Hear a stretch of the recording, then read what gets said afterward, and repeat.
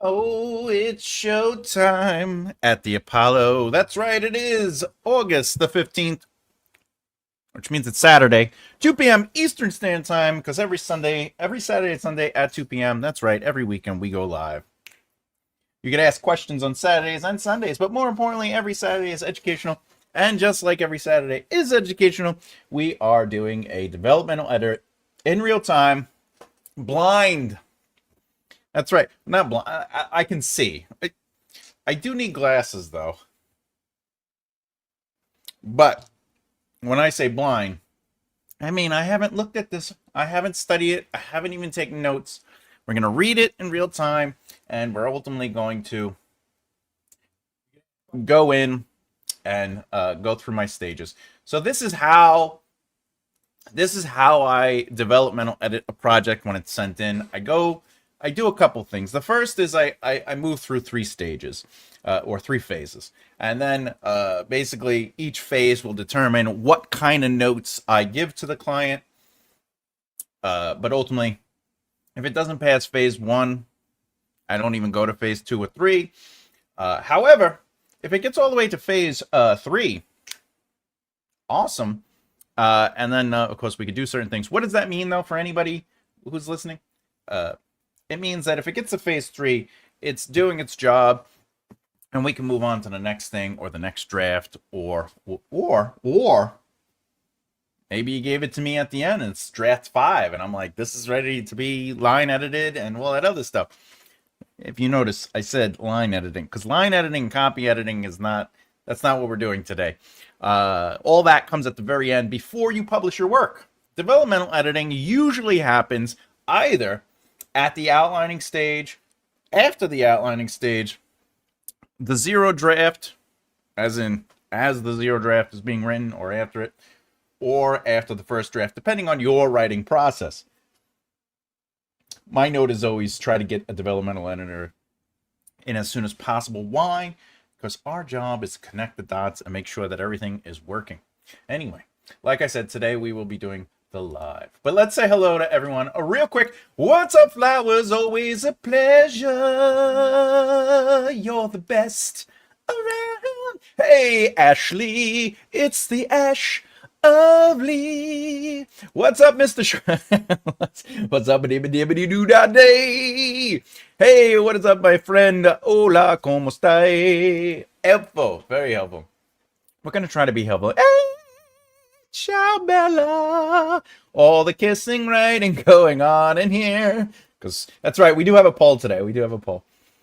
Hey, happy birthday to you, Emma. Happy birthday to you. That's right, it is Emma's birthday. She's officially 24 today, and we're happy to see her. She looks amazing. She looks amazing. Mine kissed a few chapters ago. They are due for another. You got to kiss as much as possible in romance, you know? Hey, what's up, Afghani? Always a pleasure. Always a pleasure. Today's poll is specifically designed based on a request by Mr. Afghani himself, and that is why, what genre do you write today? We love a good kissy book. We sure do. We sure do. Unless it's snake people. Fantasy and science. I do not agree, Afghani. I disagree. Though science is the magic of sci-fi, fantasy has an old school sort of touch to it that is in the myths and legends of magic and mysticism and gods. Sci-fi has a specific futuristic touch to it. They do represent different genres. I do not believe if you're writing sci-fi that is considered fantasy. I will say this, though. It's all fiction. Hey, flowers. Hi, Ashley. Happy birthday, Emma. All right, let's get into it. Boom.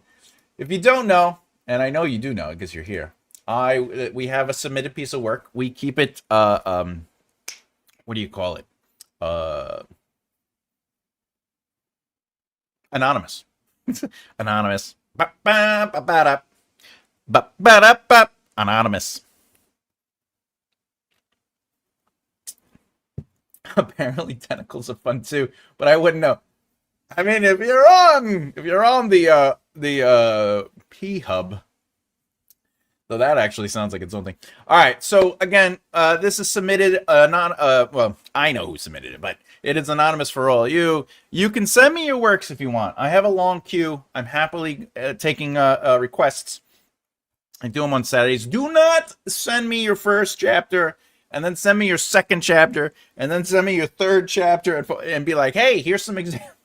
I'm not editing your book in real time for free. This is also a fun thing to show you, the viewer, how to ultimately develop your own stuff and what to look for. Now, obviously, I'm not going into the super deep stuff, mostly because it's only one chapter. For a real developmental edit to take place, I must be able to see the full arc of characters. So today, like always, I'm basically going to be following my 3 phases of analysis. We're trying to see if it passes phase 1. If it does, then we get to go to phase 2, which is we're looking at the more intricate stuff, the detail stuff. And then finally, phase 3 is looking at the prose level. Why is that? Because I go from the big picture to the little picture. Ultimately, we are seeing if the invisible stuff is doing its job. And this is sort of a way for you to analyze what you need to do and gives you insight into the writing process. With that said, though, I will be giving advice. All right. I am writing Christian fantasy, so I don't, well, Christian fantasy. So you would be fantasy. Cassidy, fantasy. You would have to choose on the poll the third option. Fantasy. Okay. You're talking about a sub-genre of fantasy. I went with fantasy, but I write both fantasy and sci-fi. All right, but the question I think is, what genre are you writing? So what are you writing currently? Are you writing 2 books? Maybe. Let's see. All right, let's get into it. The first thing we're going to do is, as always, boom, exposition. So if we look at this, I'm always looking for something is happening, but nothing is happening. Why is this the first thing I like to look for? Because ultimately, if on the page, the prose is just exposition and description without emotional experience and choices coming from the character, my advice would be you got to rework it and add a little bit more character. Otherwise, it's just talky, and nothing is happening. It's just, yes, something is happening. People are on the page. Somebody might be drinking a soda, but nothing is happening because it's not through the emotional experiences and choices. The other thing I do look for is a beginning, middle, and end. We might look for that. That is important. But obviously, if this is not working, if this isn't on the page, then this doesn't matter because you're going to have to rewrite it anyway. And that's why I normally say if you don't get past phase 1, what's the point of phase 2? Because you're going to be rewriting it. Oh, by the way, I'm on chapter 9 in Act 1. Fantastic. I agree. I mean, my story is more of a fantasy sci-fi blend. It isn't really historically accurate because there are made-up animals and people groups. Hey, the secret is if it takes place with futuristic elements, it is sci-fi. If it takes place without a technology and the technology is magic or divine magic, then it is fantasy. My nephew was, though there are probably other. What is the difference between fantasy and sci-fi? Sci-fi uses specifically science, technology, and or is usually space, and those things explain stuff. Fantasy uses, as I said, magic, supernatural, myth, and does not need real science to explain it, meaning science is not a part of it, technology isn't a part of it. Though that doesn't mean you can't use magic to create science, but as soon as you have like robots and stuff, it's no longer. Oh, what do we do? My nephew was inquiring about when I'm going to write the sequel to my book, and I told him that it will take a while because I'm writing a sci-fi book right now. And he kept asking, hey, we want to see your books. We want them out there, buddy. You're a good writer. We like it. So I told him a bit about my idea, specifically about writing a short story in the same world, and he was like, maybe I can help with something. Oh, I told him that he can write it if you want. I like it. Anyway, since then I can't get back to sci-fi books, and I'm just thinking about fantasy books. I love it. I spotted someone describing someone else's book where they rewritten Henry the what is that, 5, 6, 7, 8? Yeah, 8 story. I love the idea of not sticking to the facts. I agree, it's fake, it's science, it's fiction. It is creative writing. Do whatever you gotta do. Also, Afghani, excellent. Sounds like categorical semantics to me. You know, Ro, you could basically look. This is the way I look at it. If you write something and you say it's fantasy, it's fantasy. That's the rule. I had this debate with somebody about the difference between a musical and an opera. And it came down to, it's semantics. And they did research on this. They had actual colleges do theses, etc. There's been tons of research on it. And at the end of the day, it comes down to intent. And it said, if you want it to be categorized as a musical, it's a musical. If you want it to be categorized as an opera, it's an opera. So, my friend, as I always say, it doesn't matter what I say things are. If you believe in your heart of hearts that you're writing a romance, even though there are dragons eating and killing the love interest, and it takes place in the space and sun, and you go, no, this is realism. It is not only is it realism, but it is non-fiction, and I believe this is true, and I'm just it's historical fact. You know what I'm saying? Like, it doesn't. If that's what you believe, accept that, because it's all fake. You know what I'm saying? Like, there's no reason. There's no one's right or wrong. It's just we use categories to help sort of like organize ideas. Because if you say something's romance and someone buys your book and they're like, "Why did you kill the love interest with a dragon in the middle of the sun?" and they're like, "This doesn't feel like romance," and you're like, "Oh, but it is romance." I think we're arguing semantics. Like, at that point, you know, you got to re-educate your reader. You got to start the book off with, this is a romance. I've just chosen to do something different and change the way we describe and develop romance. That's how I would approach it. All right, let's get into it. If you don't know what exposition is just, and this is just my definition of exposition so I can teach and explain it. So if you believe that what I am saying is not accurate, I don't know what to tell you. This is how I'm approaching it. If you think exposition is something else, this probably isn't the channel for you. Exposition blocks. Information only, or characters only giving information to all the other characters without having an actual debate about it. Descriptions. So when we look at description, again, this is just the way I understand it. But again, I do have a fallible brain because I am human. But if you disagree and you think description is actually emotional, that's fine. There's no argument here for me. Things are described, but not through character POV. That is my belief. But if it's semantics, it's whatever you need it to be. Then there's emotional experience and choices. For me, when I am looking for this, I am trying my hardest to look at characters, and if they are making choices, if they lack agency, and rely and rarely experience the world through the POV lens, which is a perspective. Again, this is just my.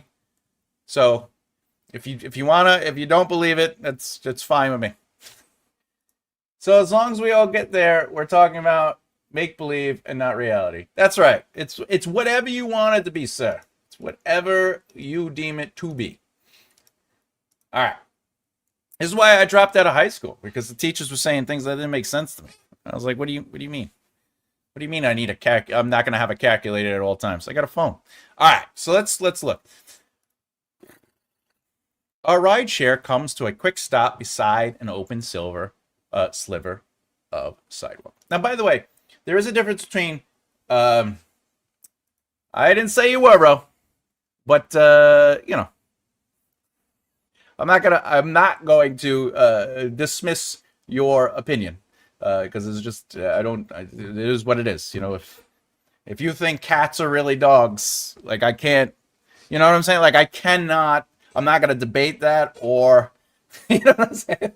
Like, oh, it's daytime. Not technically, semantically speaking, the sun is only glowing half the world, but on the other side, it is technically night. So it is nighttime, You just think it's, like I know, yeah. It's like my friend who told me the earth was flat. And I said, okay, good day. And they were like, you don't believe me? I go, I don't, I'm not smart enough to have this argument that the earth is flat or round. Because, I got other things to do. All right. Again, we're not looking for plot, character, or world building right now. We are specifically looking for exposition, description, and character.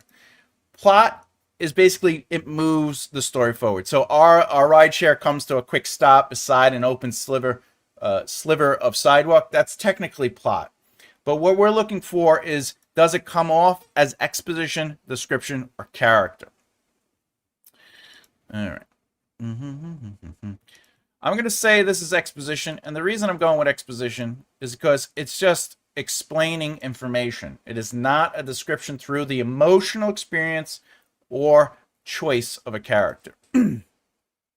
Crystal is out of the car in one grateful motion. That's description. Technically, that's exposition.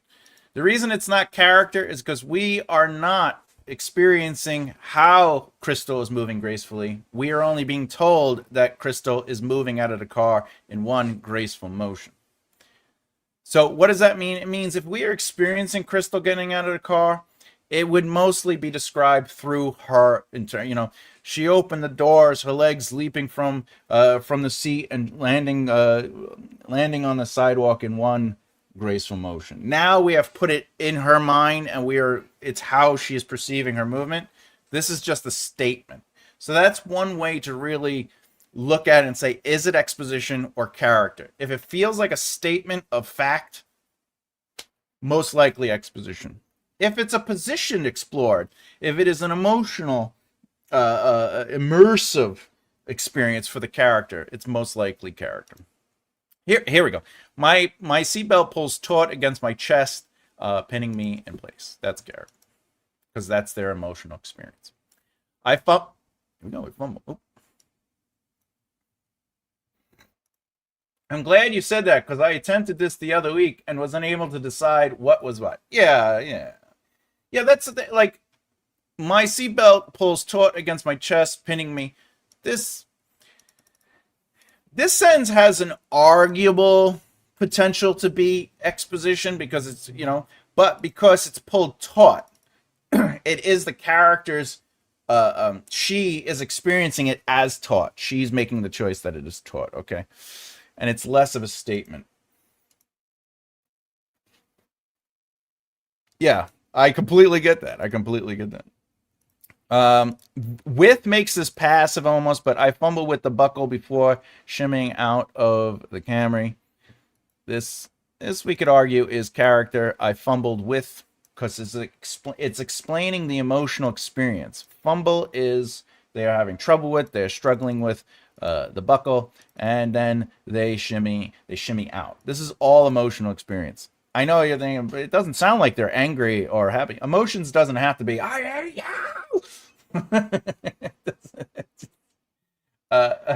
Emotional experience just means how they are immersively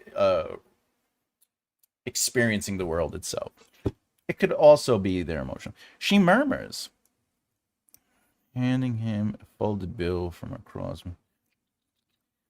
This line feels sort of like, again, this would be line editing, but just as an aside, this feels like the author made a choice to just sort of change things up and use murmur, to make it so it's not said. She said something to the driver, handing him, you know what I'm saying? But this is also this part is exposition for sure, but something to the driver.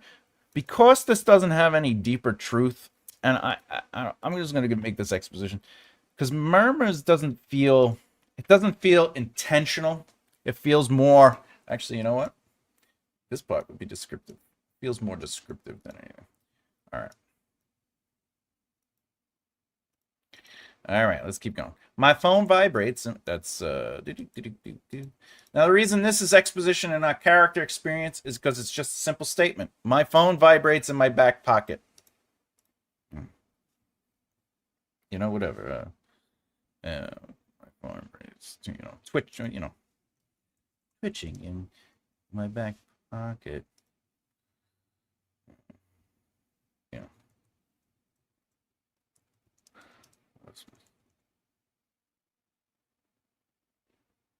hovering.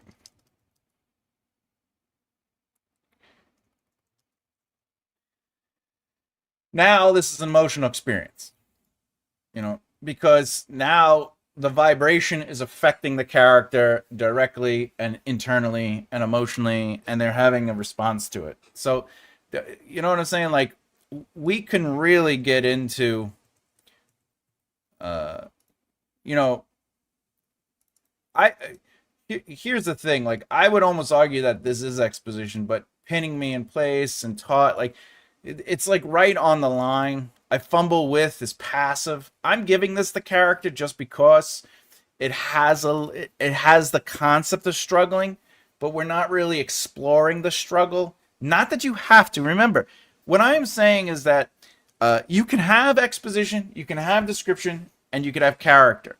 Just try not to make it all exposition. That's all this first phase is doing. It's making sure that there's some variation of all of them. This exercise is not to say that it should all be character, and it's not saying that everything needs to be shown. And like, we don't have to. I fumble with like, I don't have to do this per se. I fumble with the buckle. Ready? Oop! I wanted to do a comma. Already late.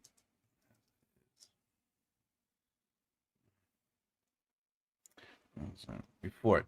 This little bit makes it emotional because now we're internal. We're understanding like where that frustration is coming, and there's an aside. It's in first person, so I will have another try at it tomorrow, and you should. My argument to the author right now, even though we have two small areas that are character, but I really do believe there are probably more exposition, is that it's in first person, so allow it to be moving through the first person's experience. This reads more like third person limited, and we are outside the character. The character isn't necessarily experiencing the world per se, right? Is this romance? I believe so. I believe so. Let's see. Is it? Yeah, I believe so. Like, for example, our ride share comes to a quick. Yeah, hard.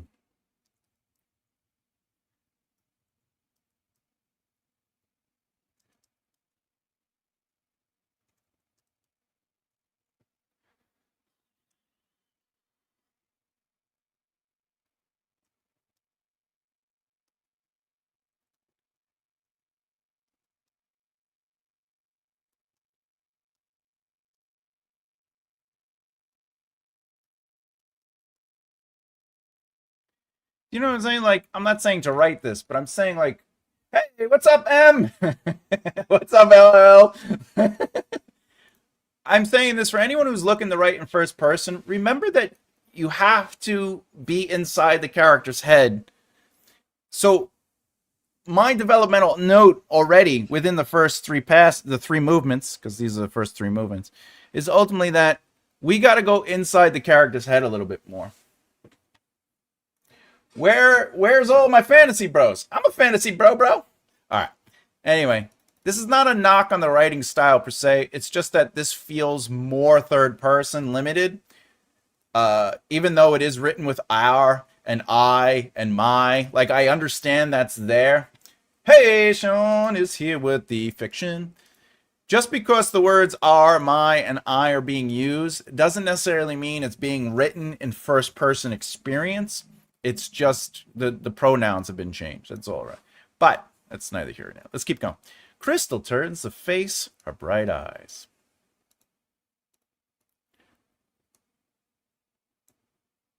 Tonight is going to be amazing. She grabs my hand, pulling me down the sidewalk toward a house experience.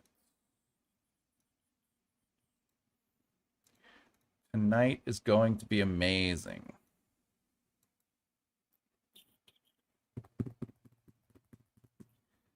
It's It's an opinion. The guy always. I write fantasy and the guys always throw the best parties. This is exposition. Last year on Halloween, the cops got called and I swore White was getting arrested. That's exposition. My phone continues vibrating. That's exposition. I reach into my pocket to send it to voicemail. That's exposition, because it's just something is happening. Remember, exposition is just we're learning information. It's something is just happening, but nothing is happening. I reached into my pocket to send it to voicemail. Is something happening? But nothing is happening through the character's emotional experiences and choices. Flipping my phone over in my free hand, it lights up. This is exposition. Now, by the way, if this line was... Yeah. My phone continue vibrating. Or if it was... I didn't have time for my phone.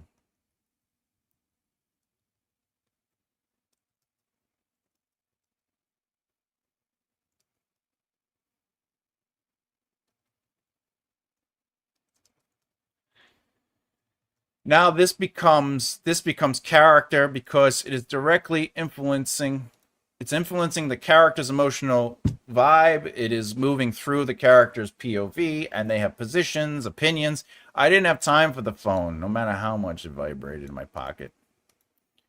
Or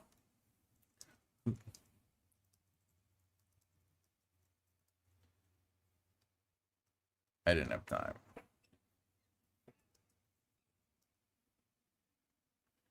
Or actually, it should be. Right? I don't. Oh, I don't have time.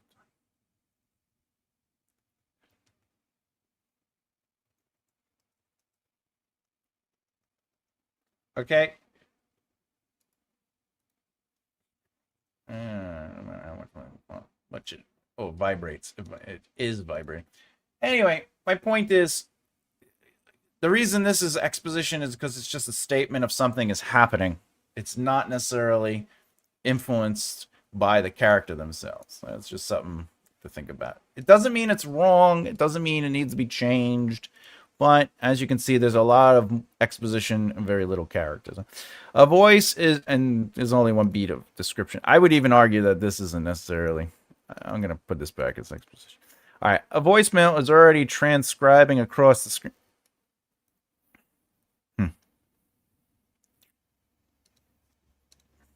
Good evening. This message is Emily D'Angelo.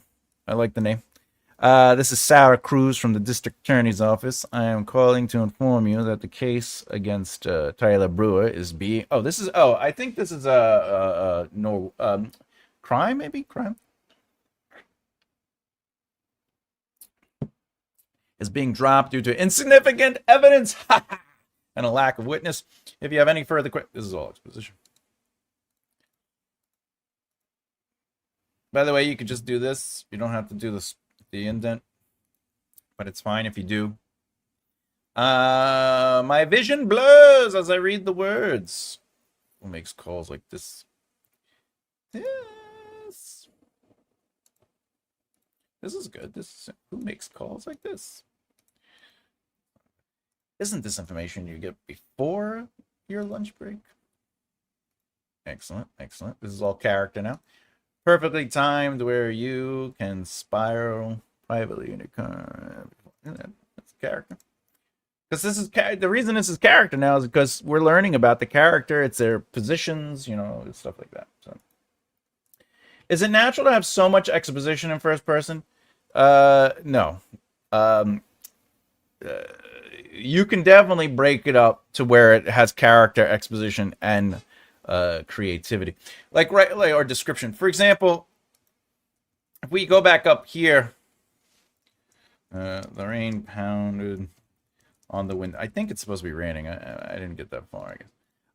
The rain pounded on the window as it should.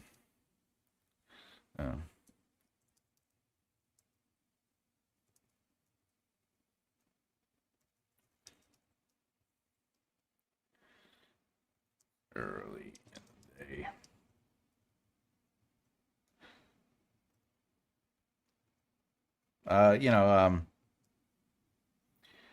a musty,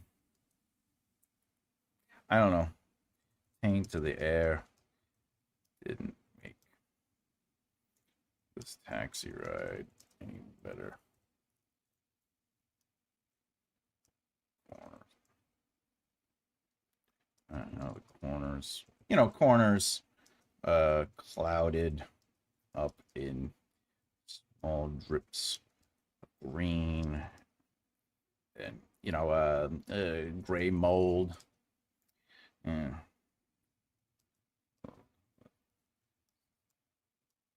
You know what I'm saying? Like this is technically right. Now we're doing a little bit. I don't even think there's any. The rain pounded on the window. Pounded on the window becomes descriptive, right? As if I needed. This is all character. As if I needed to go in. Da, da, da, da. A musty taint to the. I don't know if I spelled that right, but musty taint air didn't make the taxi ride any better. That's descriptive, but it is through the character how the corners clouded. Yeah, clouded up. This is description and character technically. So if we wanted to, we could say Musty Taint didn't make the taxi ride any better. We could just say that's character. How the corner. This is technically her too, though. The how the corners. This is her POV, right? Her perspective of it, her position, her thoughts, her opinions. How the corners clouded up in a small drips. I would argue that this is description through character, but I would put description because its point is to be descriptive. How old was this damn car? That's not what it's saying. Look at that. I don't have any exposition. But we're still moving the story forward, right? We're pounding on the window. We could say car. Every bump.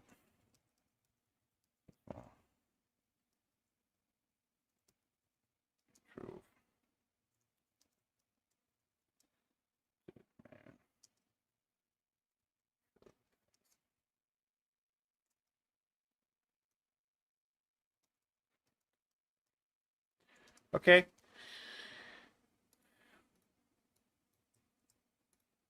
Anyway, so the car hit every bump on the road so far. This is technically character because it's they're like making a judgment.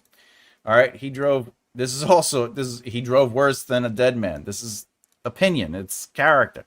A yellow taxi had never done me right. This is more character, but it's moving the plot forward. But we're not talking about plot right now.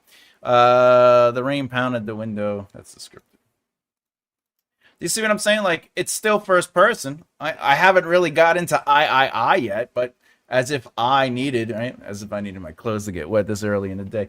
So it still has the first person kind of touch to it, but as you can see, it's moving through character. It has some more description and it's less exposition. Lots of exposition is just a new writer's crutch. New writers, and this is not a negative thing, it's part of the process. You have to start somewhere, right? And you have to develop.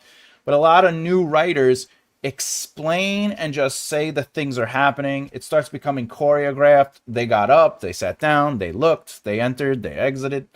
And though that stuff is okay, and there's nothing wrong with stuff like that, it's about controlling how much you put on the page. Because remember, readers need to connect to the characters emotionally, and we can't do that with I sat down, I stood up, right? But once characters start presenting their positions, once start characters having opinions, once, here's another example. Let's say, let's go here.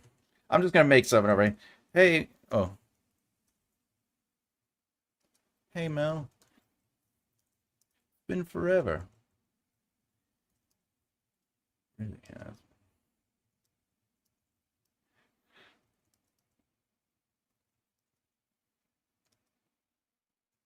Or here we go.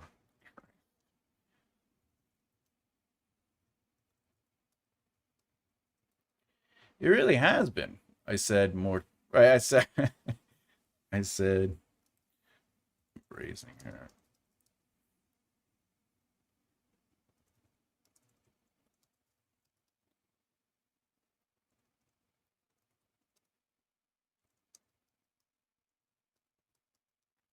Like this is all, you know what I'm saying? It's first person, so like you're in writing, you want to sort of know who a character is. Hey Mel, it's been forever. Christ, what's Cindy doing here? This tells you more information about the character and their relationships with this character than any exposition can do, because exposition would say, hey Mel, it's been forever, Cindy said.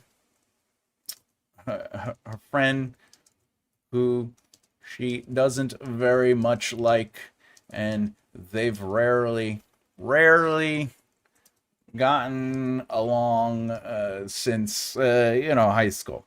Okay, and it's like this right here isn't what readers emotionally attach to, whether it's first person, third person, or whatever.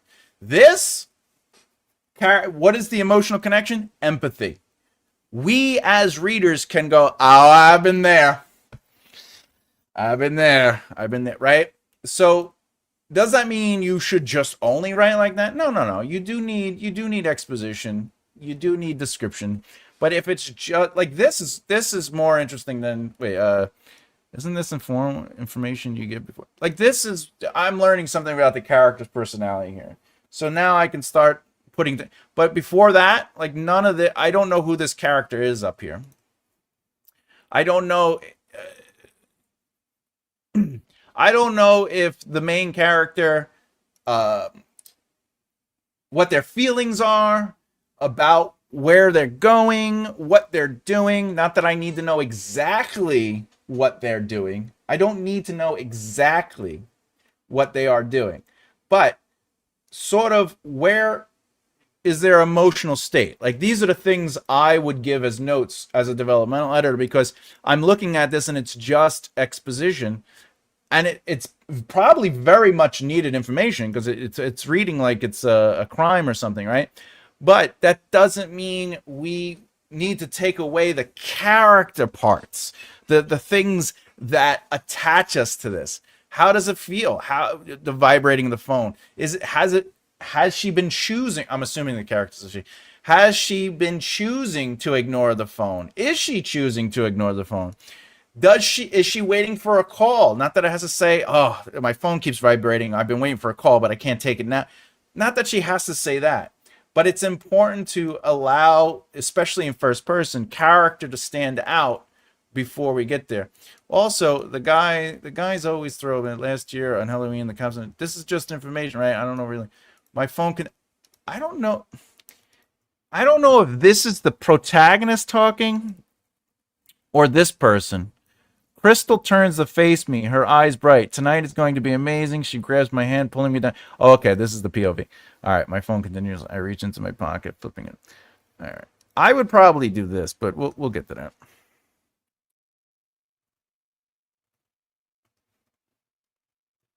I would probably make this its own movement. All right, what we got? That technically wouldn't be a call.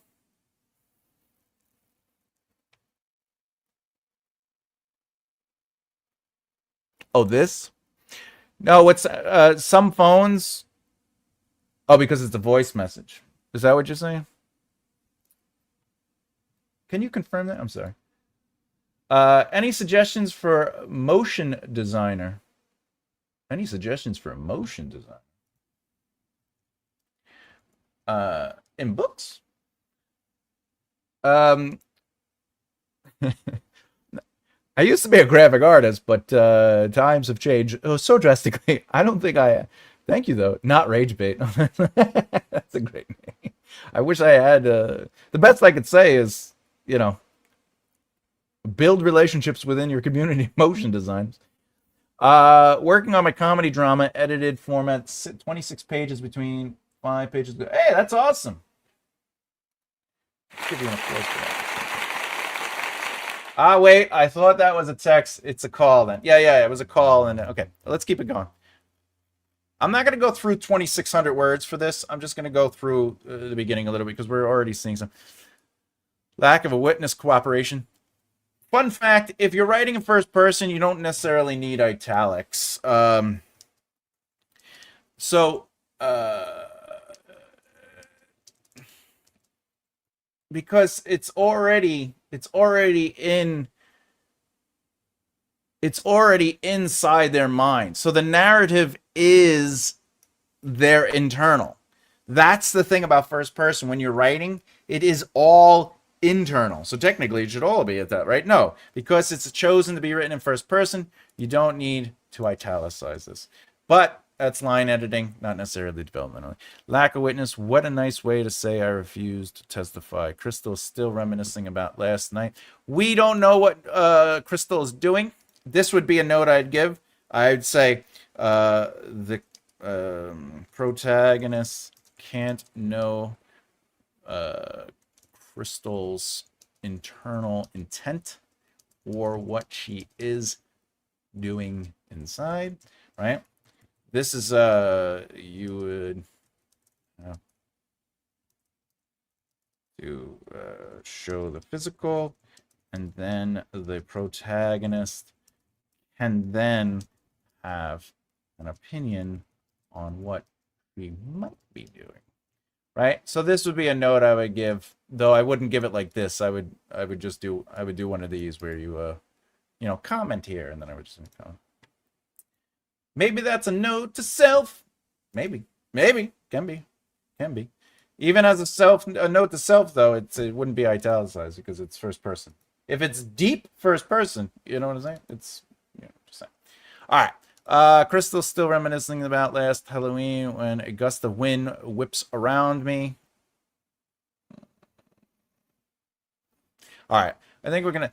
Okay, so if I bring this out and we look at it, this is a lot more exposition than I would say character. Lack of witness current. What a nice way. This is character. I'll give this character. This is exposition. I stumble forward is exposition. She tightens her grip on my hand is exposition. Crystal's attention is everywhere but anticipate buzzing from her since I got back.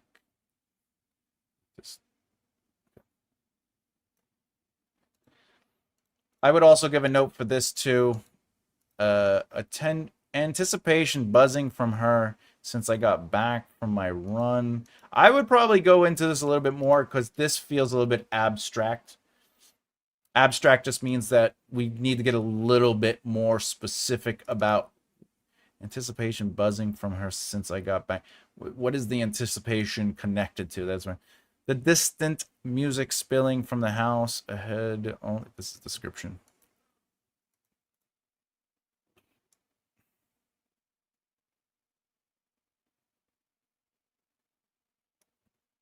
This is character because it's internal.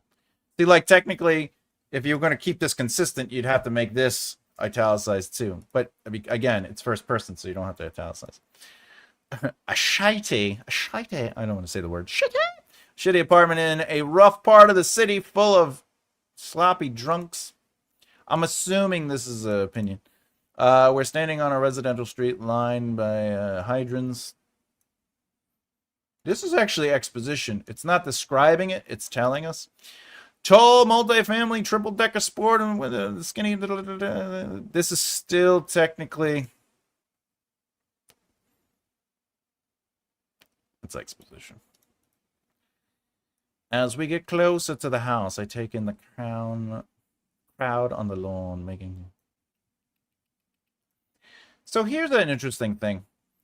I take in a crowd... I'm assuming was originally supposed to be she saw or I looked at the crowd.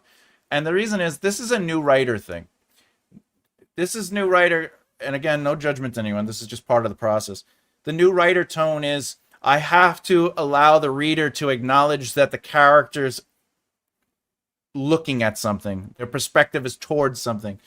But you could literally just write I would also say as I got closer.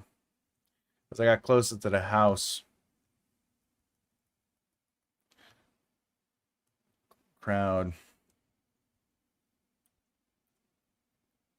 Wait, the crowd on the lawn got louder.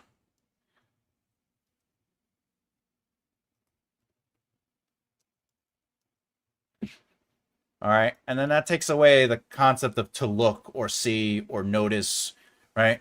I take in the crowd. Like that's my opinion. I could be wrong. I don't know what the reader's intent is, but this is basically to look. Hey, it's SB. But for a first draft, this is fine, right? You're not yes, expected to waste time worrying about too much exposition. Yeah, for a first draft, this is fine. But again, my job as a developmental editor, for if I was looking at a first draft, this would help me give notes. I would say you could go stronger with the character beats because they just sound sort of like they're kind of like talking through their ideas. And if you're going to allow it just to be exposition, move through the character looking or experiencing that exposition. How are they dealing with being in the car, getting to where they're going? Like we need to move the plot forward, sure, and just saying that things are happening does move the plot forward, but you want to move it through the character per se. So as a first draft, obviously you're not going to publish a first draft, but as a first draft, this is a great place to start because now we have an idea of what to do. We see that the author is capable and absolutely has ideas of who the character could be on the page. The problem is the character, this is what segmented writing looks like. I know I don't have it big, but I just want you to see the color. I just want you to see the color on the screen right now. Segmented writing basically sets something up, then like it has a moment, and now it's mostly just set up again.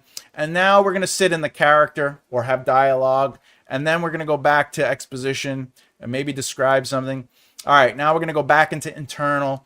But the reality is when you're writing, there shouldn't be segmentation. Do you know what I'm saying? It should constantly be moving through the character's POV, whether it's first person, third person, or omniscient, where the POV is the overlord known as the narrator. Okay? But at the end of the day, there should be a lot more mixture of colors here. There should be greens, reds, and blues. But there should be more green and or blue through the thing. Here's the other thing. If you move everything through the character, including the descriptions and their opinions on that description, you'll see all green. Now, what would my note be if I saw all green? I would be specifically looking to see if there's enough exposition explored through character to where I understand the context of what's going on, the clarity of understanding why it's happening, where it's going, and of course the concision of it, meaning is it concise and to the point, not smaller. Sorry about that. So when you're writing, that's what this phase does for me as a developmental editor. Before I even getting into the nitty gritty, I'm already seeing that it needs, in my opinion, it needs a rewrite, right? And that's fine. But yes, for a first draft, fantastic. Because you want to know what, you want to have the exposition. But a lot of this exposition is also just sort of like what is happening. It's just like, this is happening. My phone is ringing. Wouldn't you just describe the beer pong scene as she gets closer and remove the eye altogether? You can, yes, for sure. Where are we? Let's go back to this. Right? You can do that. You could go, you could just say the crowd, the crowd got louder. Playing, but you do want to place the character within the description if possible, or the passage. So if we just did this as a movement, or actually, let me do this so you can see both. If the movement was just the crowd got louder playing ping pong beer, and that was it, it actually removes the POV unless it is quite clear. And if it's just this line, it's not necessarily quite clear. Unless the next line is the crowd got louder playing ping pong on the front lawn. There's Jesse. Oh, as always. Okay.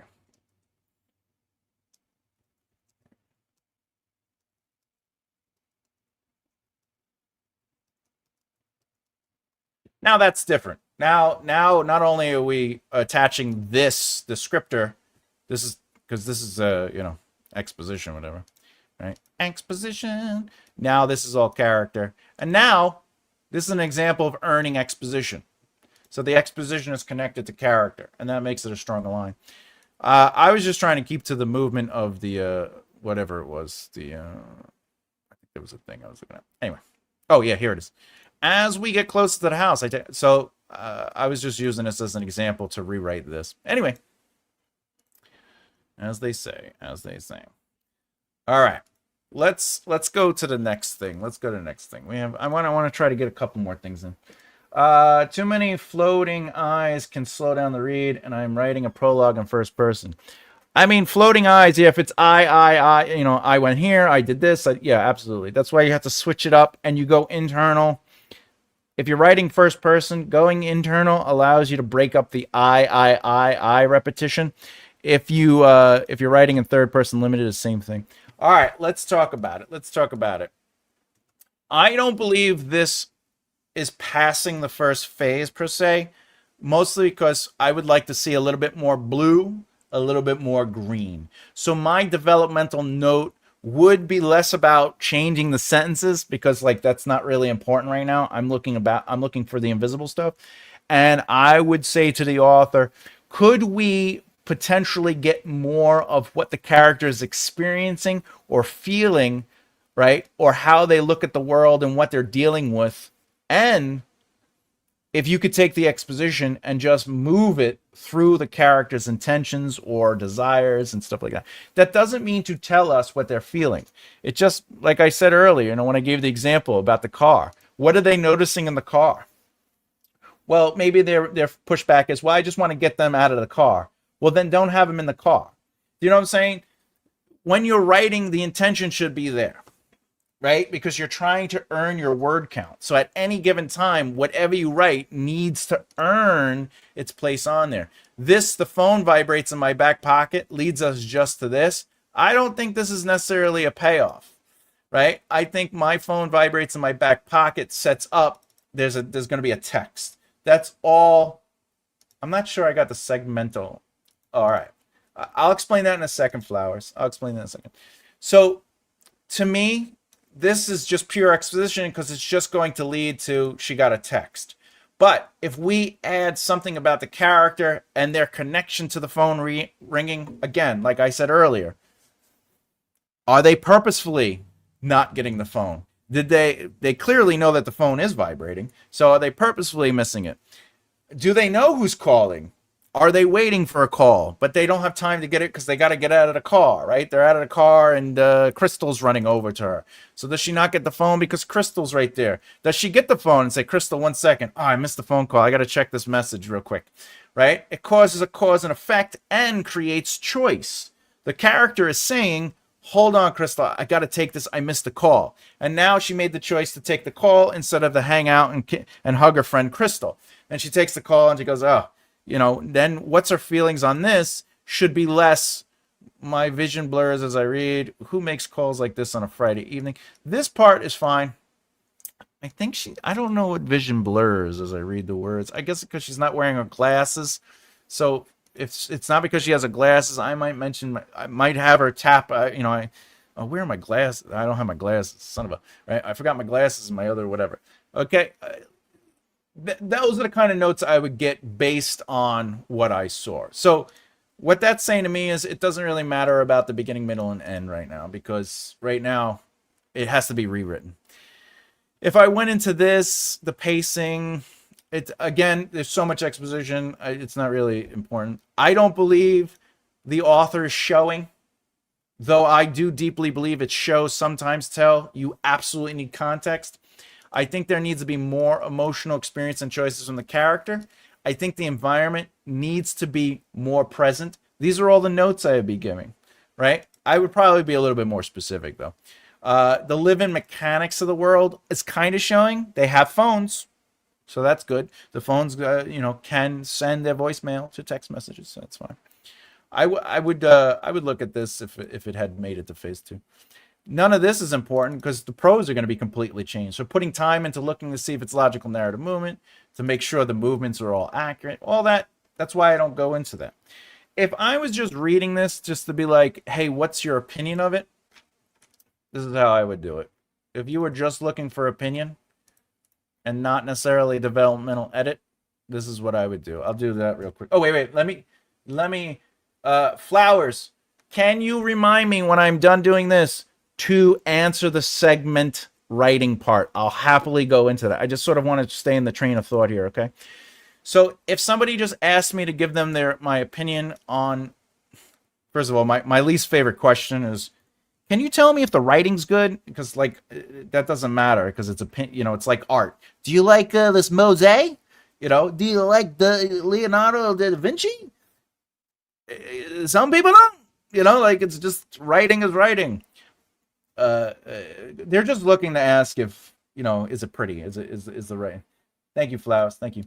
They're just that question is like ultimately, do you like the writing? And the honest truth is sometimes I really love the writing, but I think the story needs a lot of work. And other times I don't like the writing, but I think the story's amazing. But if someone just asked me my opinion on the story, this is how I would do it. I would just read, a ride check comes to a quick stop beside an open sliver of sidewalk. I'm not captured by this sentence is not really capturing me. Crystal is out of the car in one graceful motion. I'm assuming that's her friend.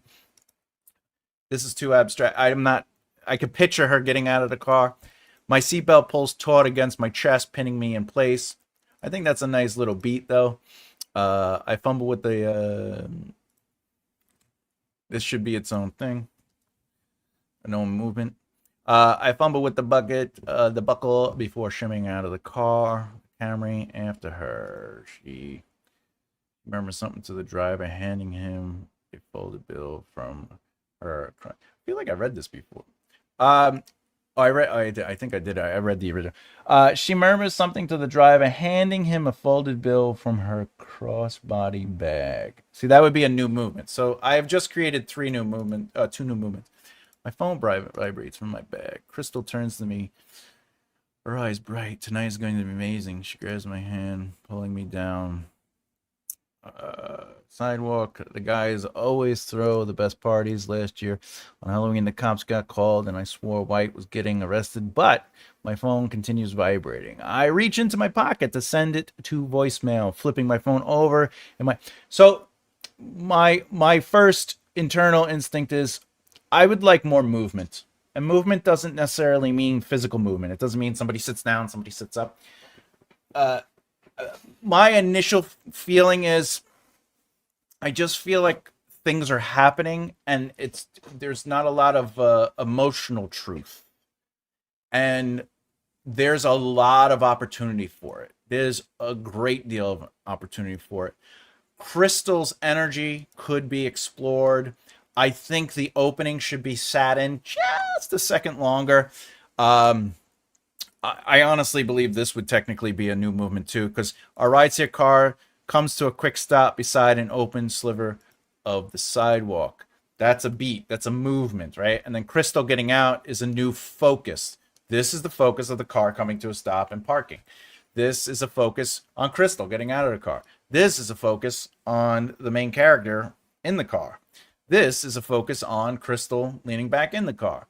You know what I'm saying? That's how you look at movements. So because this movement's so small, I personally, my advice here would be let's sort of get into it. That doesn't mean make it slower pace, because I understand what they're going for. I absolutely see this. They just want a fast pace. They show up, they get out of the car, they boom, boom, phone call, boom. I'm on it. I understand that. It's fast pace, and that's fine. I'm just saying the energy should be there. There should be a different kind of energy. We should be seeing the movement of the energy and maybe the emotions. This is just physical. I fumble with the buckle. Like, I think there should be, how is she being affected by it? Are they rushing anywhere? It seems like they're at a party, though. Like, once you read it, like, they're not gonna, like, are they going to be late anywhere or something? If I remember correctly, and I could be wrong, but if I remember correctly, there's something going on with this case and them trying to distract themselves. None of that emotional truth is technically here, and I think it should be seated, right? Because I remember it was a first draft. I think there's a second draft. If that's true, if they are emotionally connected to this case, whether they get off or they don't get off, and they're here to do something to forget themselves, that emotional truth should be in here. And that's part of the, I feel there should be more movement, if that makes sense. There's just, that's my initial thought on it. Nothing's wrong with this. It would be a text. It would be information. I get it. But again, I understand why her eyes are blurring, because I don't remember it. She's supposed to be getting teary-eyed or crying. But this emotion, the underlaying of it should already be present. Not that we have to see the character sad or morose or connected to this thing that happened in the past, but them trying to forget or be distracted, that energy should be, without a doubt, in her, through her. And then this is a great opportunity for that distractive energy, that intent to be distracted, to be, is it necessitated? No, to be disrupted. And now that leads to the, potential of tears, etc., and her being, also, if you knew what the story is about, this line is very good. Who makes calls like this on a Friday evening? That's a good line. If you know what the weight of the reality of this information, then it's a very good line. If you're still watching, my friend. Anyway, so that's what I would do, and then the emotion would have to be like, I stumble forward is great if we're connecting it to the quote unquote emotional beat, but remember, every truth has to still be present on the page. So all the emotion has to be truthful. Not that it has to be right in your face, but we want it to be in everything. So whether she is listening to someone, ignoring someone, not seeing anyone, right? How she's looking at the world changes. The things she is her perspective changes, right? Like, for example, if a character is like just got a promotion, they're going to notice most likely the positive elements to the surroundings and environment and the people around them because they're happy. If somebody just walked out of a hospital room after being told their father died, they're not going to know. They might notice people happy and smiling, but they would notice it through the lens of grief, right? And their internal truth would be questioning things. If they're a truly good person, maybe they're starting to go, I woulda, shoulda, coulda. That sort of thought process. If only, he was so young. He was only, 45 or 50, and why did I say no to the game last month? Like it becomes something. Like those truths are always there, right? So, all right. If anyone has any questions about what I just went over, that's my my breakdown of it. And by the way, this exercise, the way I'm doing this is a tool to help you understand whether you need to rewrite or move forward. And if we can move forward to phase 2, now you're looking at other things. The pacing of a piece is to see, could I break this passage or movement up? Like, for example, look how open this is now. There's a little bit of open, and we're getting to breathe on these moments. And then you, as the writer, can say, do I want to sit in this moment a little bit more? So when you see a movement get broken up into one sentence or one word or whatever, it's your job to say, should I sit there a little bit more, right? Like I stumbled forward is fine, but maybe there's a little bit more to play on it, right? She tightens her grip on my hand, but doesn't look back at me. Anyway, all right. By the way, if you're interested in getting this to see, to do it for your own work, remember it is available. If you are a member on YouTube, memberships, Patreon, or a paid member on Substack, just reach out to me. I'll happily send it to you. If you are not, you can just go to makearightlefthere.com. That's right. And then you scroll down and you'll see resources available, and then you could just get it. All right, let's get back to Flowers had a really great question. I hope I have defined movements as I never understood. I will define that too. We got romance down to a third. Good job. Oh, we got 3 romances down? Oh. Oh, I see. Oh, to a third. I'm gonna answer Flowers 2 questions, but before I do, we do have a poll on the bottom. We will discuss it as soon as I'm done with the next explanation. I love answering questions. So, what genre are you writing? We have romance, kissy kissy, lovey lovey. We have mystery and thriller. Who did it? We have fantasy, dragons, and of course sci-fi. It all seems alien to me. Of course, if you think sci-fi and fantasy are identical, choose whatever one you want. All right, let's get into the question. I'm going to use the screen to sort of, if I need it. Boop. All right, what we got here? What are the questions? The first one is segmentation. All right. So segmentation, if we're going to look at it visually, it would be uh,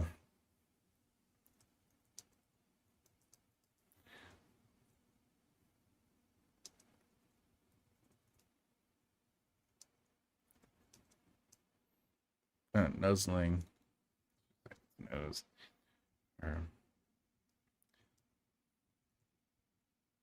The subtle nay.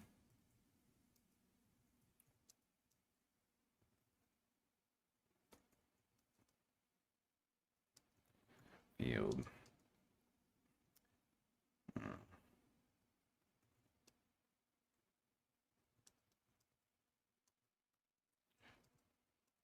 I'm just doing this to explain segmentation. So I'm just writing a beat out real quick.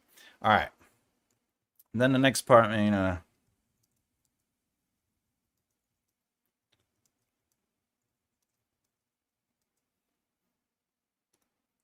just writing out a thing, and then I'm gonna explain what the segmentation is. Okay. It's been years since Mel had last been here. Family farm was long lost in her mind, having moved on and away, become a lawyer. Yeah, a lot has changed since. That's just if you know. All right, and then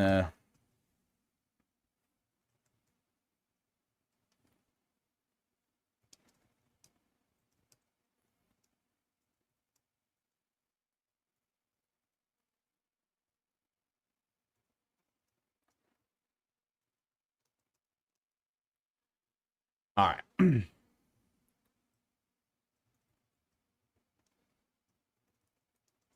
You're still here? I can't believe it. I'm just writing it quick. I can't believe it.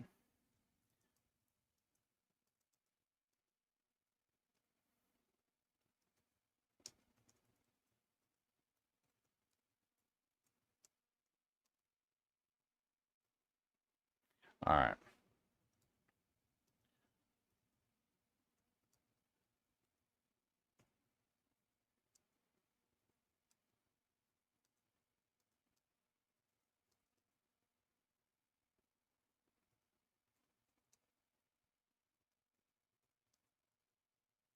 Okay.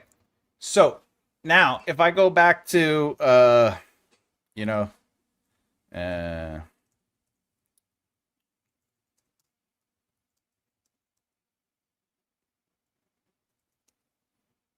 what is it? The who runs the ranch? Yeah. What is the position called? Ooh. It's called a head wrangler. Oh, ranch foreman. Ellen was the ranch foreman. Has been. Seems to be. Always seems will be. Or always. All right. Her hair blonde, flowing even. Right age of 60. All right.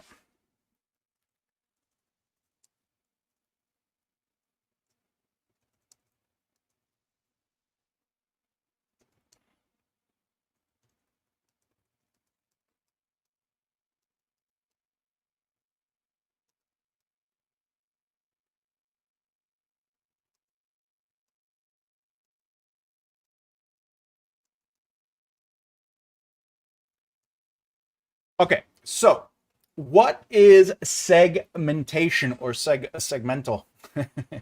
Let's talk about it. Let's talk about it. All right. So this first part is more. I'm it becomes more of like sort of describing. It's like an opening descriptor.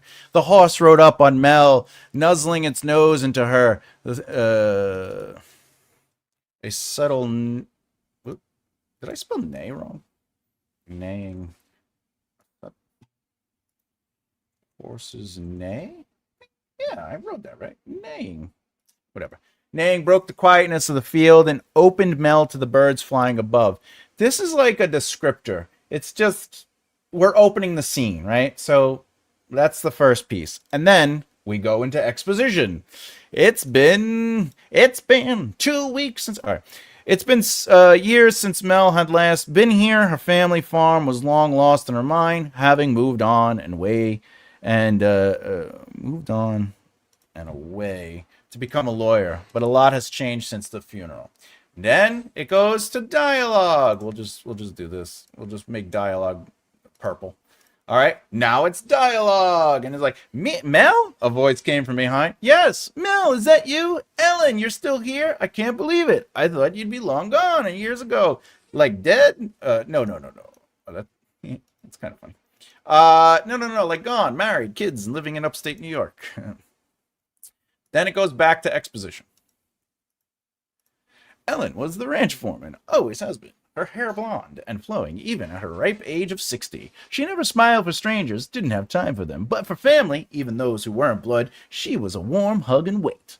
So the reason this is segmentation is because it should actually all be unfolding through the narrative and characters. Meaning, this and this shouldn't be directly next to each other as a piece of narrative. It means all of this whole exposition thing should be seated and moving through the entirety of not only the chapter, but Act 1. And I'd argue any chapter in PP1 should be really diving into it. This is fine, but it's the fact that we jump from and I'm not saying this is amazing writing. I'm just saying, as an example, a quote-unquote provocative opening, meaning we are seeing the environment, and then it just jumps to, you need to know this, and then it just jumps to dialogue. That becomes the segmentation, okay? And also, if you notice, dialogue is just dialogue here. We could, if we really, really wanted to, a voice came from behind Mel. Yes? He said, Ellen coming up on her horse. All right, on our whatever, Spanish stallion. Okay, Spanish stallion. Okay, now we're adding a little bit to the. I know I spelled it wrong. Now we're adding a little bit to the environment. Okay, Mel, is that you?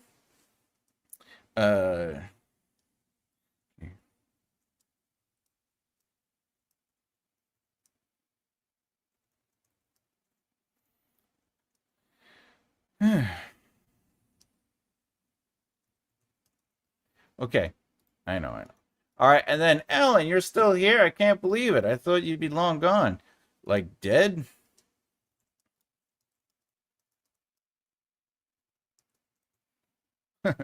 Mel laughed. No, like gone, right? She put. All right, so the dialogue should be still allowing the environment to build.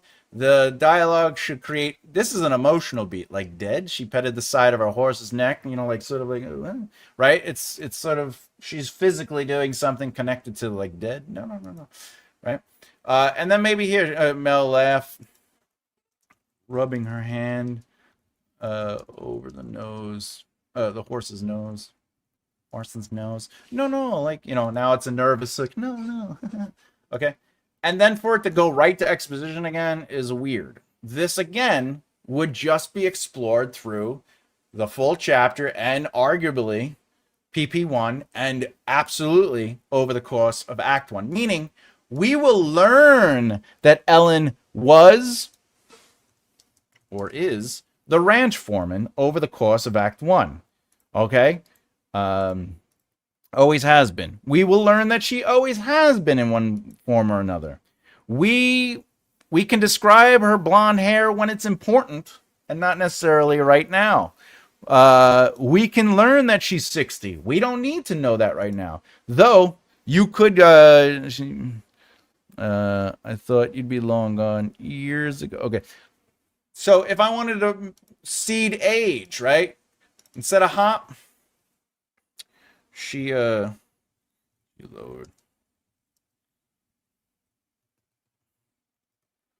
Off a horse.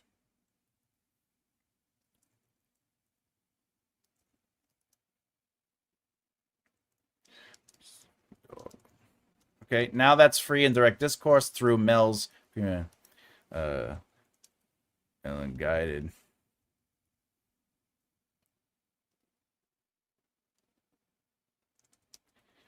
Dog beside her.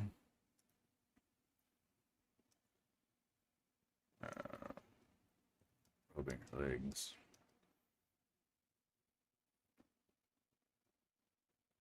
Okay, rubbing her legs. And taking her hat off. Okay, whatever. All right, so now we are seeding that Ellen is maybe a little older. All right, okay, that's the whole point. Is that segmentation just feels like this is the description part. This is the exposition part. Okay, here's dialogue. All right, back to exposition. So segmentation automatically tells you that you need to A, rewrite, rework, and just make things fit. This is the whoops. I don't know what just happened there. What happened there? What is that?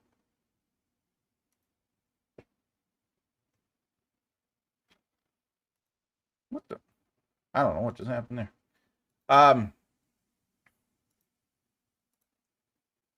Weird. What was I saying? Oh, this is the reality of it. If you find yourself right in segmentation, you have to remember that information doesn't need to be presented to your reader. Okay?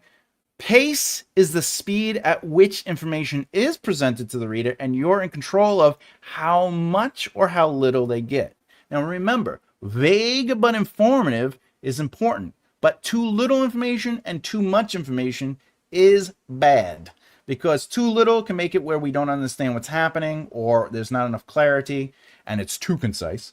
And too much, it's okay to have a slow-paced moment to sit in a beat, but too much information is overwhelming, and we don't necessarily always remember that said information.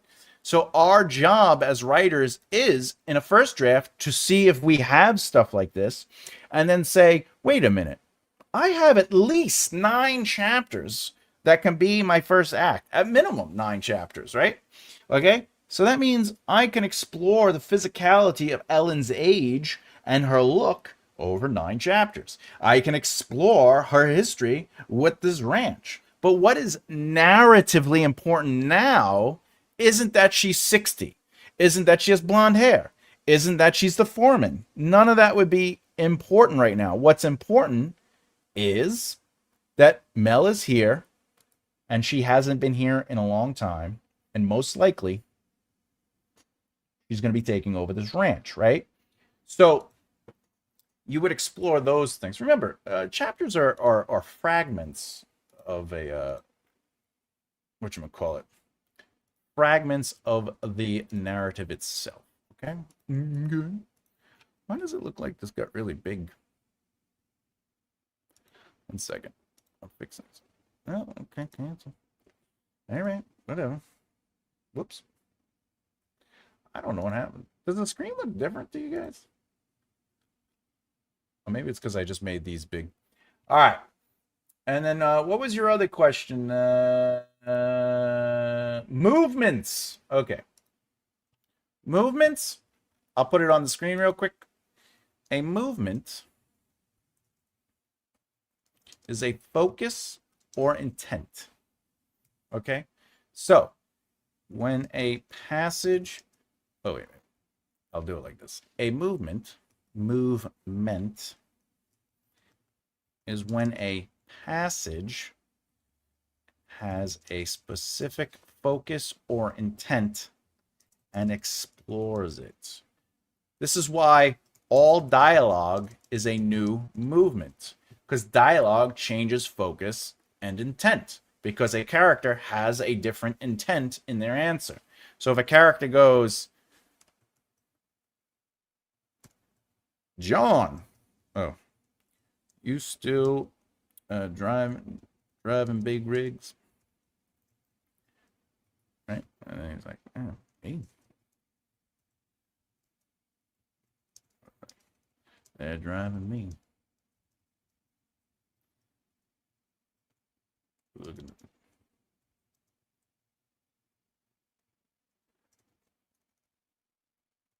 how go. All right. So, all right. So a movement is a focus intent. So the focus or intent is wanting to know, are you still driving a big rig? So the focus intent changes. Me, more like they're driving me as of late. Focus intent changes. Look to retire soon. That's different, right? Where the focus intent has changed. And then retired long ago, but my bills keep me on the job. That becomes a new focus intent. Okay, they're making more of a joke about it, right? However, if it was a descriptor or narrative movement, we could just go. Let's actually go and we'll take this up here. Our rideshare comes to a quick stop beside an open sliver of sidewalk. The focus is on the car coming to the sidewalk and stopping. The next line does not fit that focus or intent. Why? Because the focus has changed into Crystal is out of the car in one graceful motion. The focus is on Crystal getting out of the car. Intent might be more internal, but okay. Then the focus changes again. My seatbelt pulls taut against my chest is not the same focus as Crystal getting out of the car. But this whole passage or movement focuses on my seatbelt pulls taut against my chest, pinning me in a car. I fumble with the buckle before shimmering out of the Camry after her. That's all focused on one thing. Then we focus on Crystal again. She murmurs something to the driver, handing him a folded bill from a crossbody bag. That is a focus. So movements are focus. Focus. All right. Flowers. Please let me know if that helped. Please let me know if that helped. Mystery, sci-fi, no aliens. We just happen to be in space and killing each other. That's right. I love it. I love it. Could I confine a couple of story beats into a chapter or two in my story? I feel like you asked this question already, but yeah, you can do whatever you want, my friend. You can do anything you want. But to be honest, could I confine a couple of story beats? Yes, you can. Absolutely. Because there's other characters. So every character could have its own story beat. I'd like to think I'm writing romance, but there's a little nagging voice side of me saying my story maybe or maybe not be best to as a romance. A romance must have a happily ever after. If you are writing a romance, to anyone out there, if you are writing a romance, it doesn't matter if there's dragons, if they're in space, if there's demons, the two love interests must end up happily ever after. If they don't, it's a love story or something else. This is super helpful as a visual. I'm so glad it helped you, Ashley. I love giving visuals. That's my job. The wife is coming up to 60. I wouldn't dare tell her she's approaching a ripe old age. There's a joke in Death of a King where Devious is 18 and he's thinking about Garion, and he's like, he's talking about something about when he reaches, when he's old, like Garion, when he reaches his 40s. And why that's funny is because I'm in my 40s, and all my friends are in their 40s, And all my friends who read it, who are in their 40s, is like, old? I go, he's a kid. He's 18. He thinks it's old. That's all. Ripe old age.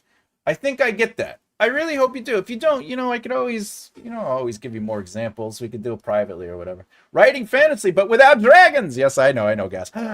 Listen, though I love dragons, I do like reading fantasy and seeing fantasy when they sort of change it up, when it doesn't involve the dragons always and always and always. Shame. It's a full shame. Yes, I've enjoyed splitting up my long Yes. Yes. When it comes to movements, right? When you have a thick, like, it's a flick. I don't know why these blew up like this. It was weird. So, like, if you're writing something and it looks like this and it's really long, and you do the pacing thing, like if you check the pace, like the horse rode up on Mel's one, nuzzling its nose to her, so that's 2 pieces of information, right? And whoops. Right, a subtle neighing broke the quietness of the field, and actually a subtle broke the quietness of the field and opened Mel to the birds flying overhead. That's 2. Okay, right, and then, well, the big thing is that these are 2 separate movements, but I'm just showing you some. It's been years since Mel had last been here. That's 1. Her family farm was long lost in her mind, having moved on and away to become a lawyer. That's 2. These are pretty fast. But a lot has changed since the funeral. All right, so this is 4, 5, 6, 7, 8. This is a medium pace chapter, but watch what movements do. Watch what movements do. Okay? So this is all a movement because it's sort of the opening beat. And then this is a movement because it's going into exposition and internal. But now this is a faster pace. And this is a faster pace. So we took a medium pace passage, and the presentation for the reader has changed. They are now not being overwhelmed by a big passage. They are being given 2 smaller movements that have specific focuses. And now they are learning this information, these 4 bits of information, then these 4 bits of information, and it's no longer 8 bits of information. Okay? That's how important movement and pace is. But you control that as people, as writers. I honestly love Fantasy Island as if they were snapshots. Yeah, I mean, you could say that. Remember, intent, though, so focus or intent. Intent is like the motivations or the internal truths of what's going on, which usually comes down to dialogue and the motivation of the dialogue. The focus is always going to be what is the subject. So you can, if looking at it as snapshot helps you, yes. Mine does have a happily ever after, but I stab everyone in the gut. Okay. Lee, I need an HEA. Is that a sandwich? No, just kidding. I watched that Paul Rudd scene, and I don't think I heard him say thick. Really? Paul Rudd saying thick in a movie. Yeah, Wonderlust. Says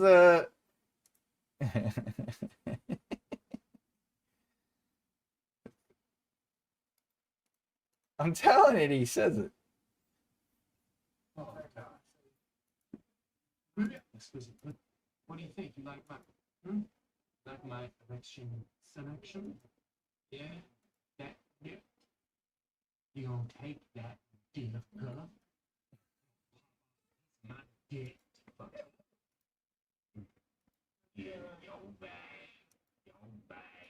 With my dick, girl. Oh, you know what it is?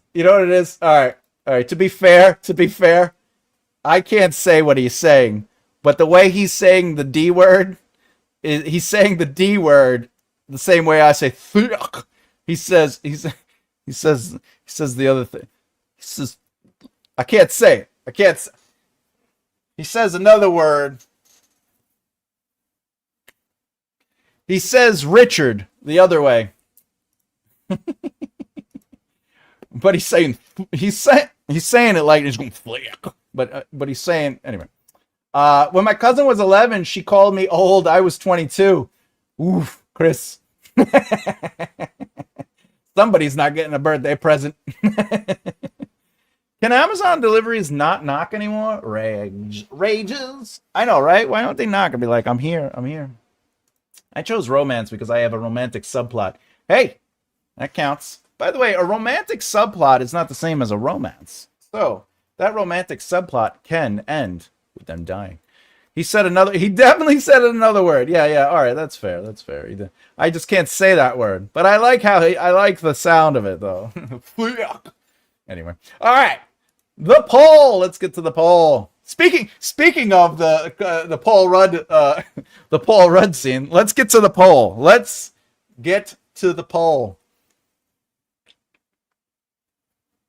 What genre are you writing? Woo! We got a tie here. We got 16 votes. If you haven't voted yet, please pop it in. We got sci-fi. It all seems alien to me. Fantasy, dragons. We got mystery and thriller. Who did it? And of course, romance, kissy, love. Honestly, I'd be writing fantasy right now. I'd be picking that. So I would pick fantasy dragons. But I do also like to write mystery. And as you know, on Sundays, I'm writing sci-fi. Sci-fi. Let's get to the poll.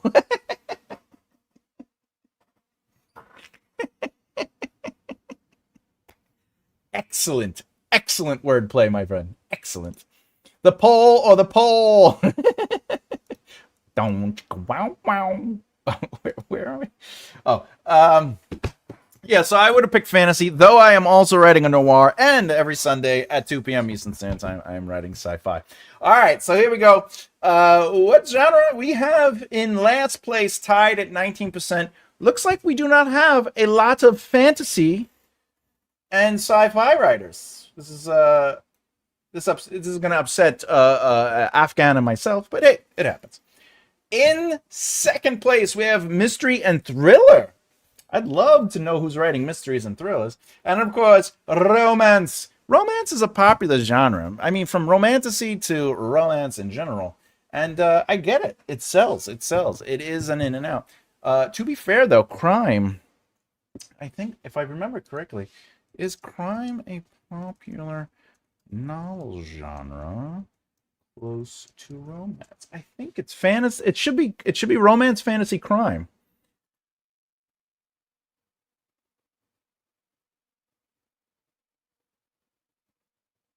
Yeah, crime and romance are the top two most popular genres. They frequently actually overlap and blend styles like romance, suspense, and crime, which affects the numbers. Crime and romance consistently stay on the top bestseller list. Millions of readers around the world like them. Both genres, yeah. Nora Roberts, also known as JD Robb, she has a massively successful. Yeah, she does have a massively successful. Yeah. So there you go. So yeah, romance is number one with 38%. Boom, we're ending the poll. Fantastic. Yeah. All right, what we got here? Oh, my book has a poll that runs through a hole. Well, yeah, don't you have somebody who gets pregnant? Hey-oh! Morticia says, let's get to the poll! Let's get to the poll. If you put sci-fi and fantasy together, then it's equal to romance. I mean, I'm not arguing that. We can't all be as epic as you and Afghani. Oh, snap. I'm not epic. Come on. I'm just me. I'm just me. I'm just a lonely writer. I sit in my small abode humbly. All right, that was fun. Yeah,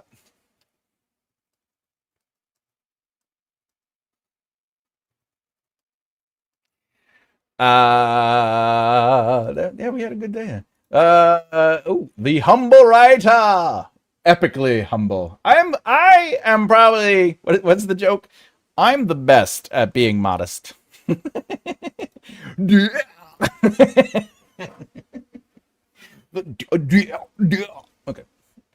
It's thick. All right. Did we have fun today? Are you enjoying this series, by the way, of me editing pieces in real time? Look, I really think it's important for the exposition description character highlighting of the first phase. I know it can seem a little monotonous or boring or overwhelming at times, but what I'm trying to give you as the viewer out of it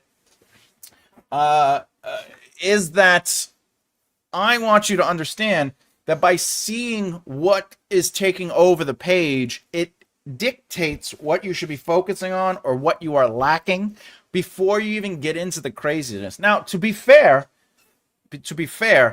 I'm assuming the outline, or if you're a pantser and you've already started writing the book and it's, like to even get to the plot stuff, if we're already in the writing stage of it, if there's already prose written, my job isn't really necessarily to see if the plot is working now.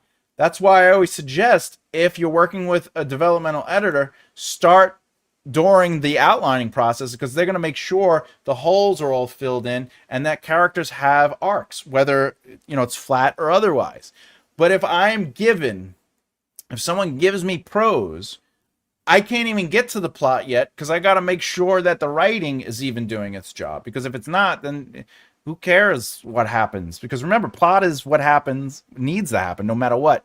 And story is how the plot unfolds through the emotional experiences and choices of your character. So if the page doesn't have emotional experiences and choices, you only have one half of a narrative, which is plot. So that's what we do on the Saturdays. Now, if I could get past phase 1, great. Then we could start looking at all the other stuff, and then we could start breaking that stuff. But again, if you're looking for is a book working and you're only sending me a chapter, you're better off sending me an outline, and then I could see if the plot points are all connecting. The other thing is, when it comes to the written word or prose, whether you're writing pretty words or not is not my job. I'm not here to tell you that your words are pretty. That's a line editor's job. And yes, I could edit your line work, but that's not what my expertise is fix and clean up. I got hired a lot to fix screenplays. Yeah, I got hired a lot to rewrite screenplays and punch them up. But my job is to come in and make it work and make sure everything fits, and et cetera, et cetera. But at the end of the day, I'm looking at pieces that are written, and I'm just making sure that the invisible stuff is already working, which is there a character? Is there description? Is it just exposition? I had someone hand in something where the whole thing was red. Why am I gonna see if the plot is working? They have to rewrite it. And what does that mean? It means if they rewrite it, the way the presentation explores the plot is going to be different with the rewrite. So that's why it's important to do the color coding in the beginning, for me at least, for my process, because I'm not going to put a lot of time into, is the logical narrative movement working? Because at the end of the day, why does it matter? You're going to rewrite it. Dang, we've all been especially. Why do you say that? Also, I love your default picture. Fantastic. 10 out of 10, no notes. It's very educational. That means a lot coming from you, Afghani, because I know you definitely care about the craft of it all in the writing, and you're very good, sir. You're very good. So much fun. Oh, thank you, SB, you lovely, lovely, lovely person. I would love to see you do more outlines. I would love to do more outlines too. That is, I do love outlines. That's the one thing I'll sort of I'm a little cocky with that. I'm pretty good with outlining. I did an outline in real time for the how to write a narrative. There's an episode where I did an outline in real time, and I could have gotten it done in a half hour, but I was explaining the process, and it's because you have to start training your brain to connect the dots and how plot point works. And if you could see that, even as a pantser, by the way, if you just understand what you're working towards for as far as plot goes, you're going to be writing very fluently and clear, and you're gonna, oh, I need the context to explain this and blah blah blah. Does gibberish count as sci-fi? Because it's just a bunch of gibberish. It depends. We got to ask Eminem.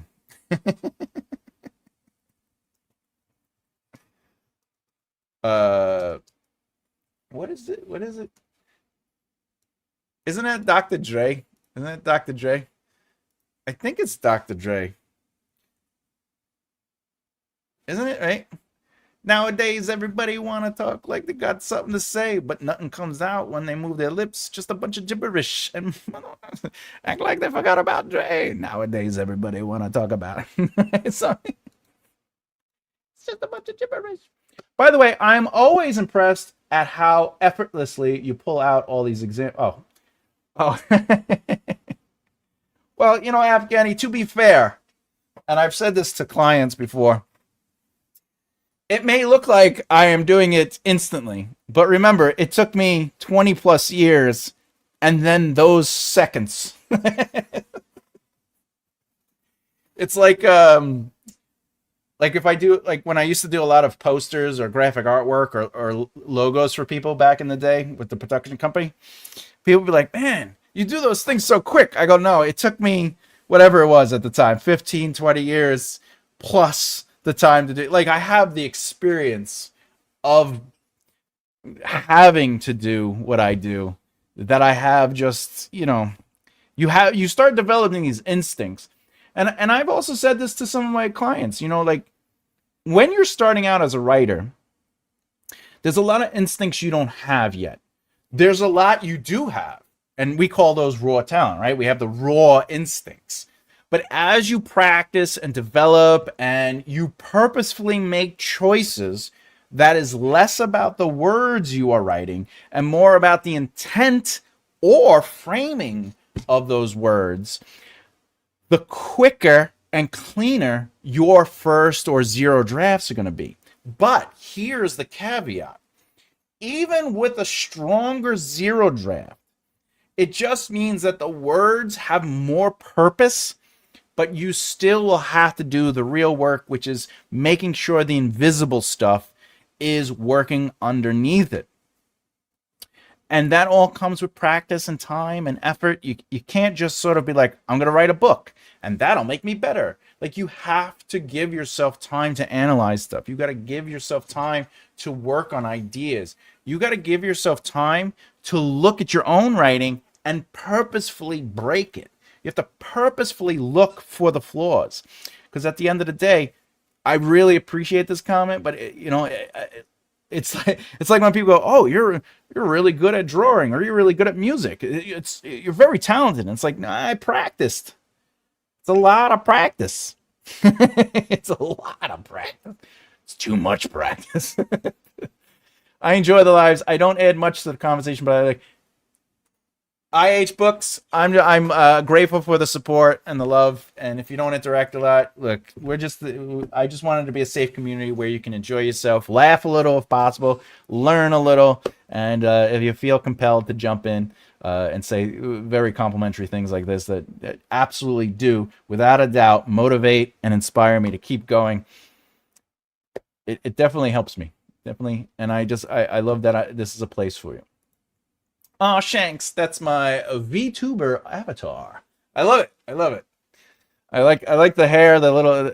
I'm gonna assume those are mouse ears, but they could be cat ears. But I'm a fan of purple. Purple is my favorite color, so I like the purple. I think we've had this conversation before. Didn't you write a book about? I did write a book about outlining.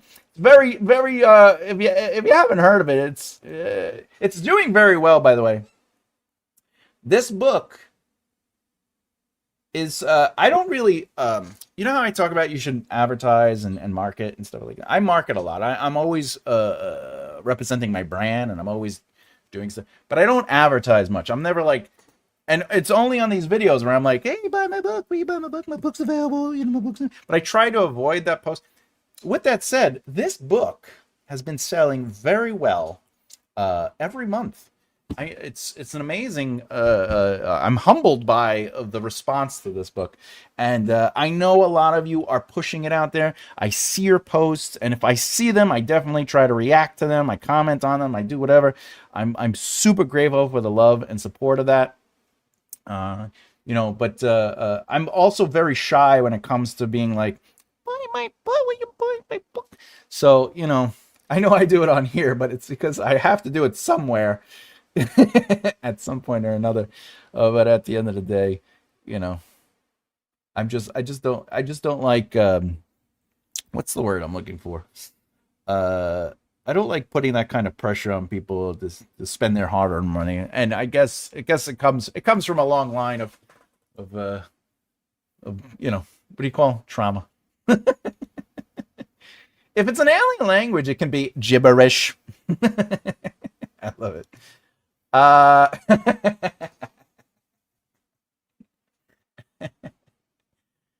can't say bad words on my channel. All right. Thomas, brain dumps 200 words. That makes sense. Me muttering to myself all day to get 200 words.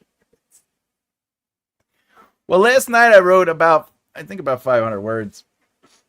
And all I wanted to do was send it to Emma and be like, Emma, why is this terrible writing? Because I was having a bad time, because like I'm looking at it, I'm like, I feel like this is not good writing. So I have those moments, Flowers. I still to this day will look at my writing and be like, but I didn't send it because I'll just get slapped, really. Just stop being dumb. It's fantastic. Just accept it. And the truth of the matter is, remember, at the end of the day, the person, or people, I should say, that are going to verify your writing is not only the audience, because they are purchasing it, but your alpha and beta readers. If the majority, and I've said this already, the majority of your alpha and beta readers are giving you praise, liking it, and it's working for them, it doesn't matter how you feel about the book. If you think the writing is bad, but everybody's loving it, maybe you're publishing Twilight. But my point is, they need to like it. That's why, and I quote, I'm making these words up, but it is true. Somebody sold a banana taped to the wall. Right? How much did the banana taped to the wall sell for?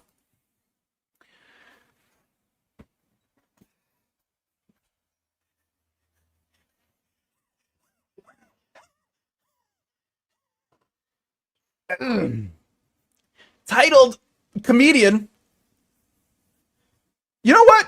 How much do you, without looking up on Google, how much do you think the banana taped to the wall? It was a real banana, one you could buy at the grocery store, and it was taped to the wall with duct tape. How much do you think that was worth? It sold for $6.2 million.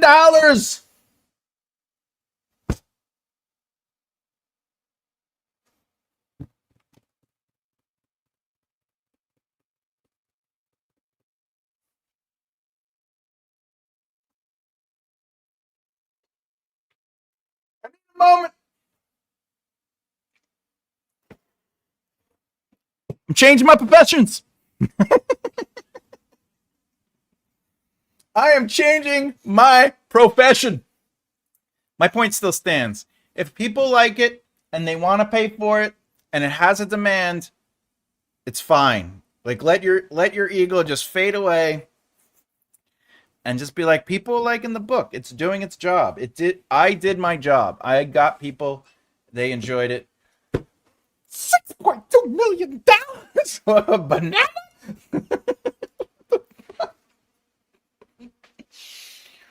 Now that's the all right.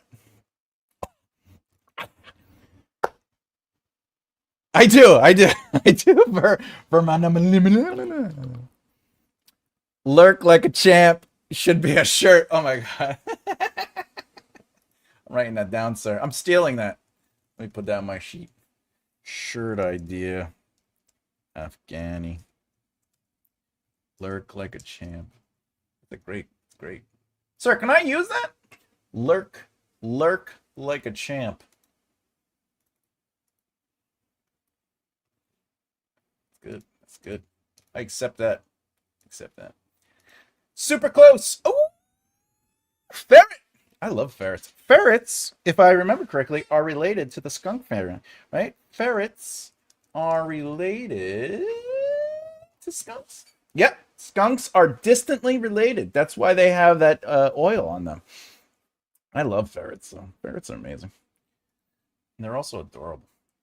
I'm gonna say it though. I do like otters a little bit more than the ferrets, but I will fight to protect the ferret.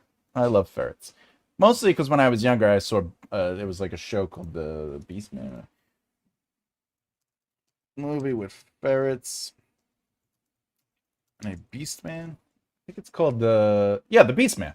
1982. Anyway. I've had a pain from a nerve block from a filling since third and first. Woo!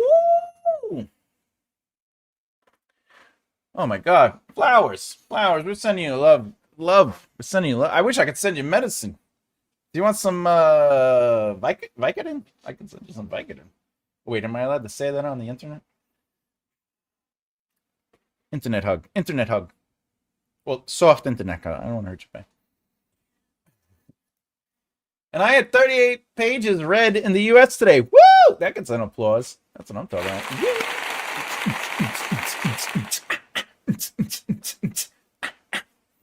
That's awesome. Congratulations. I hope you didn't think I was laughing at your nerve pain. I don't care what you say, Sean. We believe you were laughing. You were so close, Ashley. So close. Just a few dollars more. Yeah, 6.2 million is quite insulting. There's also another painting, a massive, large white canvas sold for. There was a. I'm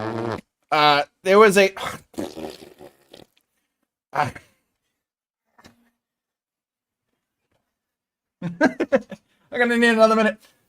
An all-white minimalist painting, not really painted, was a clear white canvas sold for $1980, sold for $20.6 million. I just don't get it. Whatever. You don't understand. You look at it and you see yourself. You see your emptiness. No, I see commerce at its best. How some people just have they have far too, like, give me that money. I can do something with that. You know, you put it in a trust, it develops money, and then you can start helping out like 10 to 15 people a year with $100,000, no problem. What the? Yeah. Yes. Correct. That is the correct response. People who spend that shouldn't be allowed to. Ashley, you and me, best friends. We get it. First off, the Gore Force, 10 out of 10 name. Loving it. This point is rather pointless. Sure, marketing and message behind it might help people. Or the name of the artist might push it, but you have to make a breakout success similar to it. I agree. No, I agree, Gore Force. Writers that write for politicians. No, I agree. Yeah, when it comes to brand, like even in the painting world, right? Because remember, I used to own a theater, and sometimes they would have art shows there. The community of that world, the price of paintings, and I would see it in real time, would simply hop and jump and leap to crazy numbers. Not millions like that, and it was a smaller community. But like thousands, 10,000. I saw something sell for 125,000, right? And it was just because people were talking about it or wanted it, and the painter wasn't painting a lot of paintings, and it just became this sort of like interesting experiment of marketing. It was just supply had to be developed for the demand. The demand was great. Excellent point. Sure. The 6.2 million. Sure. Beastmaster, fantastic movie. Sure. Market my nonsense. I'll be doing the same thing once I publish. You got to market. Marketing I'm comfortable with because it's just me being myself. It's me doing this. It's me helping people. It's, I have over 800 videos on this YouTube channel dedicated to lessons and teaching writing, and not just here are 5 things that make your first page sell. Here's things. I have a couple of those videos, but like mostly it's educational. Like that's part of marketing. That's your branding, right? But it's the I don't like seeing buy my book stuff. If you go to like that page and it's just endless posts of buy, but there's like nothing about their journey or who the author is or what they care about. Because again, like if I'm going to buy someone's book or watch a movie, I kind of sort of want to know what it's funding, like what is it? Like if you found out I murdered rabbits, you'd be like, I might not buy his books. I'm just saying. I have had the drugs. I have the drugs. Marriage. Marriage is what brings us here together today.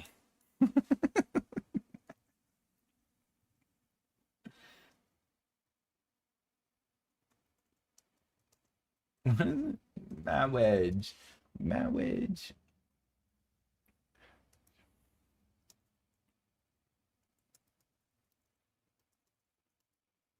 What is it? It's like marriage. Marriage. Marriage. Marriage. Marriage is what brings us together today. Marriage. That blessed arrangement, that dream within a dream. And love, true love, will follow you forever. So treasure your love. Have you the wing?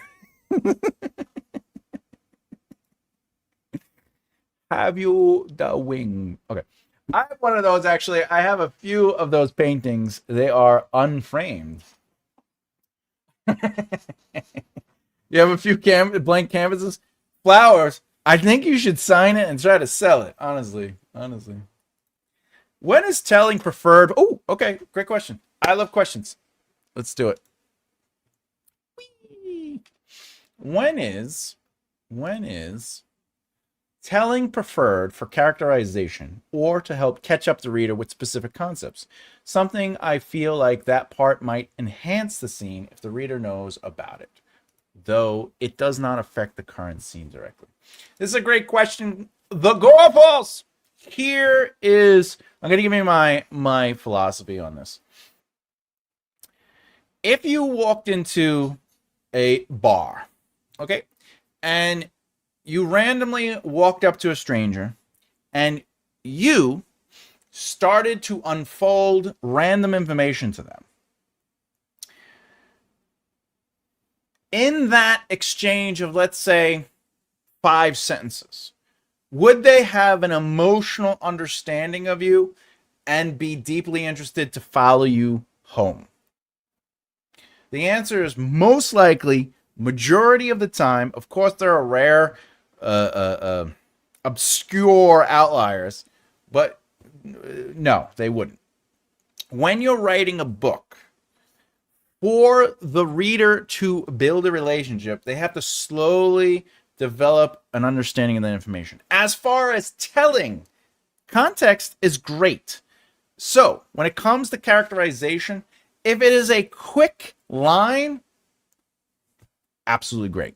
But if it is a full passage of 3 to 4 lines and it stops the movement of the plot and is sort of an aside, my personal philosophy on that is you could probably get away with just seeding that. Or here's something interesting. When you say characterization, if you're talking about that a character is aloof most of the time, I would recommend that you just write the character aloof. And now you don't have to necessarily say this character is aloof. Do you know what I'm saying? if it is a characterization as in, you know, like their past, you know, like you're just trying to say, you know,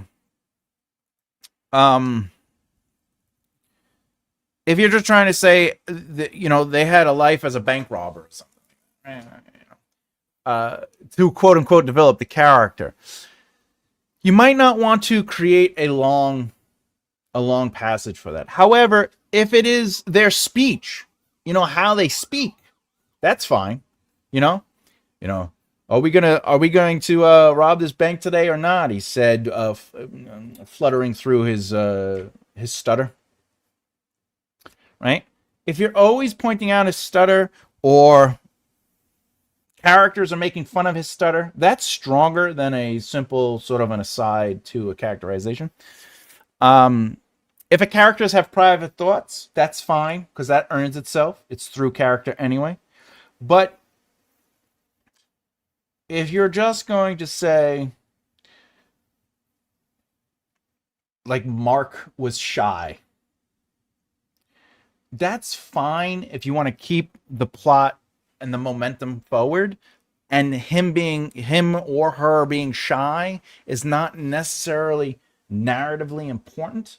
That's fine, you've earned it. But if it is narratively important, the real question I would ask is, why wouldn't you give that subtext weight? Why wouldn't you allow Mark's behavior or emotional truth to be shy on the page? That is my philosophy for it. But to answer your question simply, when is telling preferred for characterization or to help catch up the reader with specific concepts? A simple sentence or a quick note on the aside can happen anywhere you want it to. Just don't overdo it. I hope that answers your question. Dude, I recently found out my husband never saw... What? What?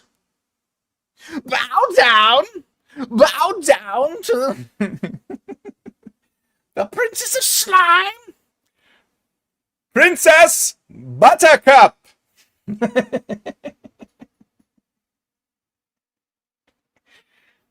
The Queen of Slime. What? So I guess I'm never getting out of here. Yep. Because I am the Dread Pirate Robinson, and you will die. First of all, you got to tell your husband, man up and watch The Princess Bride, because it is great. It's pure perfection. There is nothing, not one thing wrong with that movie, even if you see that there's something wrong with it. It is perfect. Love each other. When is it worth... Ooh, more questions. When is it worth it to slow down the pacing for world building? Never. Or other types of things that exposition is much more effective. It is never worth it to slow down the pacing simply for world building and or exposition. Pace slowed is benefited by the direct emotional connection you have to A, the character, and or B, the character's emotional connection to world building or exposition. If you just simply connect the character to the exposition, I guess, the exposure of exposition or world building, you've earned as much as you want. You can slow the pace down and let the character sort of sit in the divulging of the world building and exposition. Though there's probably a threshold. You know, we don't want to make it too thick, but when it comes to pacing. But if it is just world building or exposition, my philosophy is it is never worth it to slow it down simply to go. However, that doesn't mean you can't do it. That is just my opinion. Remember, when you're working with developmental editors or line editors or even a certain publisher or agent or anyone that is directly connected to the way, and yes, your agent is directly connected to the way your art is presented, All right. You're looking for people that sort of share the same vision, but also help you elevate your work. So if, and this isn't for you, Gorfos, this is just writers in general, just writers in general. If a writer is like, I just like doing expository information, I just want to, I just want to start at the beginning and just tell everybody everything. No one's going to really want to work with that. You know what I'm saying? Because it's just, there's nothing to connect to. It's just information. So an extra editor might help you. But if they take away all of that, like if you're like, I like narration, I like info dumps, like you just have to find an editor who's willing to help elevate the info dumps, But me personally, if world building and exposition is through character, you could get away with a lot of it. But if it's simply like the story's happening and characters are doing something, and then it goes, this castle has been here since 1903, and the family itself, the Gavsnars, have a haunting connection to those who have taken over its space in the passing generations, dead all by their 17th year, for no child shall grow to an adult within these walls. It's like, whoa! I kind of want to read that book now. Did you buy the paintings when the dwogs flowers? The dwogs! By the way, I hope that answered your question. High on life or somewhat stronger, eh, Thomas? I'm high on the life. What I mean by characterization, for example, is that this is a passage towards the center of the story. Do you believe it is unneeded to remind readers trying to keep the... all right. Oh, previous books. Oh, that's a great question. All right. You do need to recall important narrative information from previous books, and you should continue to explore different facets of characterization and world building from the previous book through new lens. Here's an example. In Death of a King, that's the first book in the Maven Wars, it explores Hunmarins, and there are two factions. There's the Sarvians and then sort of the Men of Stone, as they're called. The people who live in the cities. They're both Hunmarians. It's a species. They are not human, but they are Hunmarians, right? And then there's a species called the Velis. The first book focuses mostly on kind of expanding and playing with the Hunmarin sort of law. And then the Velis, who are technically the most populated race, or species, I should say, within the world, aren't necessarily explored at depth. But the second book goes deeper into their biology, their likes, their mythology. And the reason is because there's characters that are Velis that become POVs. So what we know of the Velis from the first book now don't necessarily get rehashed, they get reinterpreted. The same thing with the Hunmarins. We start reinterpreting the difference between those of the cities and those of the plains. So when it comes to previous information from previous books, yes, you should still reiterate that information. But at the end of the day, remember, it's not so much about going, remember that in 5 years ago, this, and this happened. Like, you don't want to do that per se. But if it moves to characters' interpretations of said information, it will be stronger. That doesn't necessarily mean you can't just have like a moment going where they entered the tavern. This one much different than Cardoff. Where it's been 5 years since they've even set foot into it. You know what I'm saying? Like, you could do that. There's nothing wrong with that per se. But my whole philosophy is just to avoid stop narrative. Here's exposition world building. Making them a must read for where the plot arc is or character is. I suppose it's always better to let the reader unpack most of the time. There's nothing wrong with an aside if it's earned, especially if it's earned through a character. But at the end of the day, if the information is important for the reader to know, and let's be honest, if you start a book and if you start the series in the third book, like That's your fault as a reader. But your job as a writer is to maintain the emotional truth. But who a character was in book 1 is not who they are in book 2, just like it's not who they are in book 3, 4, or 5. So you must still maintain their behavioral truth or emotional truth through what they say and don't say, do and don't do, how they look at the world. Because every book should technically feel like its own isolated story that does connect to these other elements. But if you're reliant on important information from the previous book, all you got to do is just move the information through the new interpretation of the characters, and that'll make it stronger. I hope that helped. Yes, I demand a movie. You need a movie night. Thomas, are you writing out arcs for all characters in your narrative? Always and yes. Wait, hold up. Simmer down. Let me explain. All main characters, yes. A bartender, no. If the character is narratively important to the story, yes, they have a full 27 plot point arc. Even if it's a flat arc, meaning they don't change, nor does the world around them change. I constantly am looking at how to move characters forward. Now, in the Maven Wars, the second book, there is a character. There's a character named Ganton, who is technically in the prologue of the first book. There's a character called Ganton, and then there's another character that's with him, and then he has another character.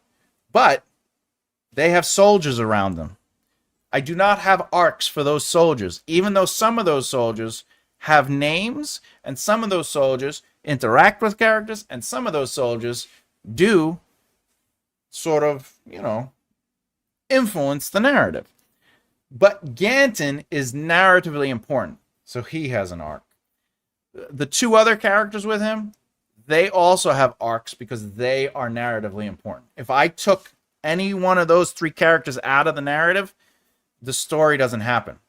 If I take out some of the soldiers that are tasked with doing stuff or fight people and die, and I took them out, it wouldn't necessarily change the narrative. So that's my approach. If a character can be removed from the narrative and the story will still exist and still take place, then I don't necessarily give them I don't focus on 27 plot points. But every character could have more than one arc. Remember that. The arc is just their movement through the plot and how the plot is influenced by their cause and effect. A character could have, your main protagonist can have the central plot. For example, if you're writing a crime novel, the crime is the central conflict. However, I move it through the protagonist's central character arc. And then that character could have a relationship with somebody, whether it's romantic or friendship, and that has an arc. Whether it's flat or not, that's a whole other story. For example, the noir I'm writing, the main protagonist, Roosevelt, has a best friend named Booty. Their friendship is technically a new arc, but it's flat. Booty is the loyal best friend, and Roosevelt is his loyal best friend, and they know each other. There's no real quote-unquote growth or tragedy to that relationship. They are just extensions of one another in a good way. So even though they have an arc, I don't put a lot of time into it. I just make sure that anytime they're on the page, their friendship is quite present. So I hope that helps. Great question. Old books seem to have a lot more info. Yes. And remember, you're not writing books like The Adventures of Gilgamesh. The writing process has changed over the years. At the end of the day, you are the writer. You have to look at what rules you like and what rules you don't, and that's going to define your writing voice, your author voice. So if you like the old style writing and you love infodumps and you love exposition, do it. There's nothing wrong with you writing the book you want to read.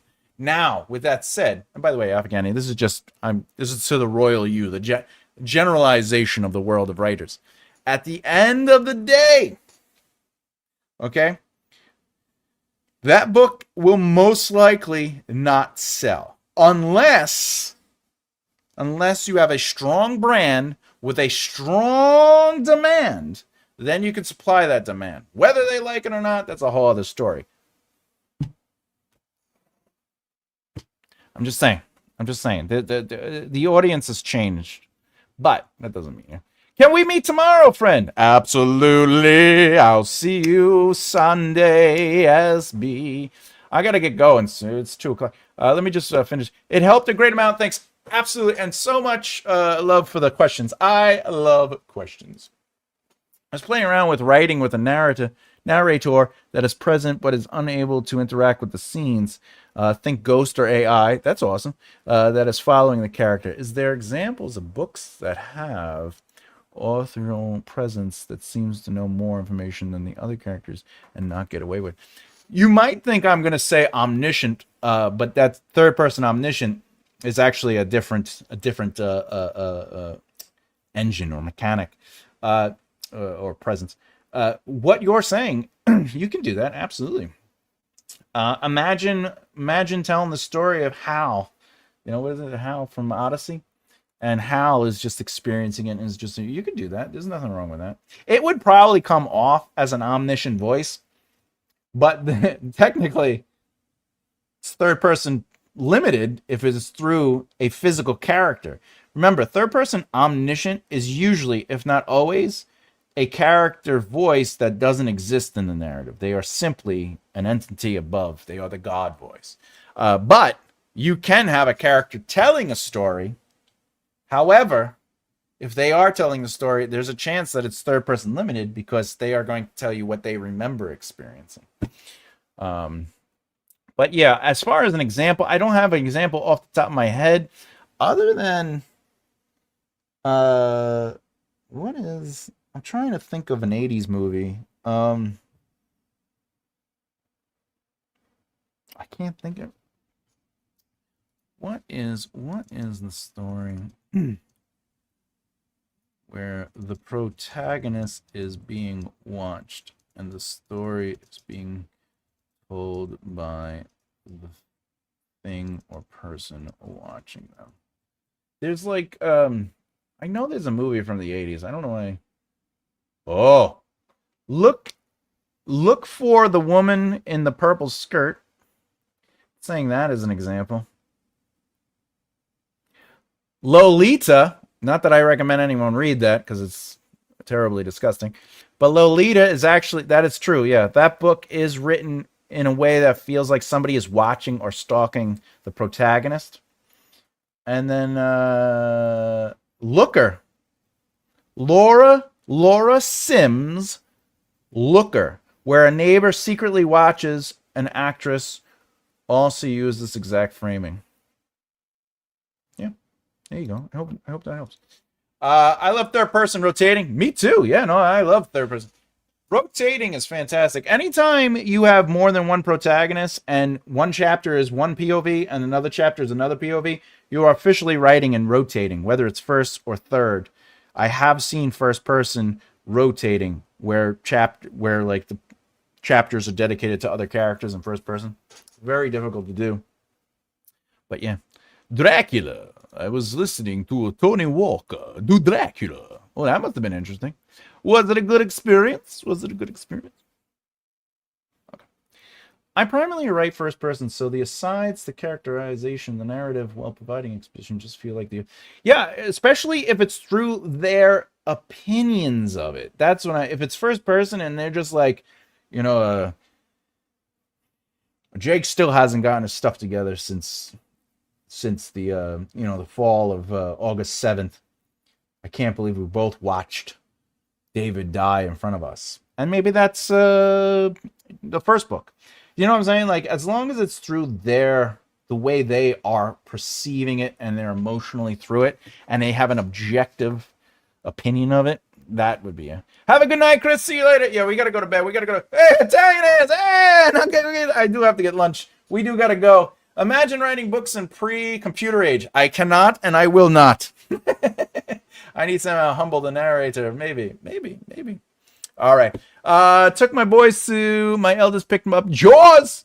Read last page and said that was disappointing. I said that's not how the why waste time on this? No notes. My youngest went straight to graphic novels. He doesn't read novels. Too long, he says. I mean, the audience is changing.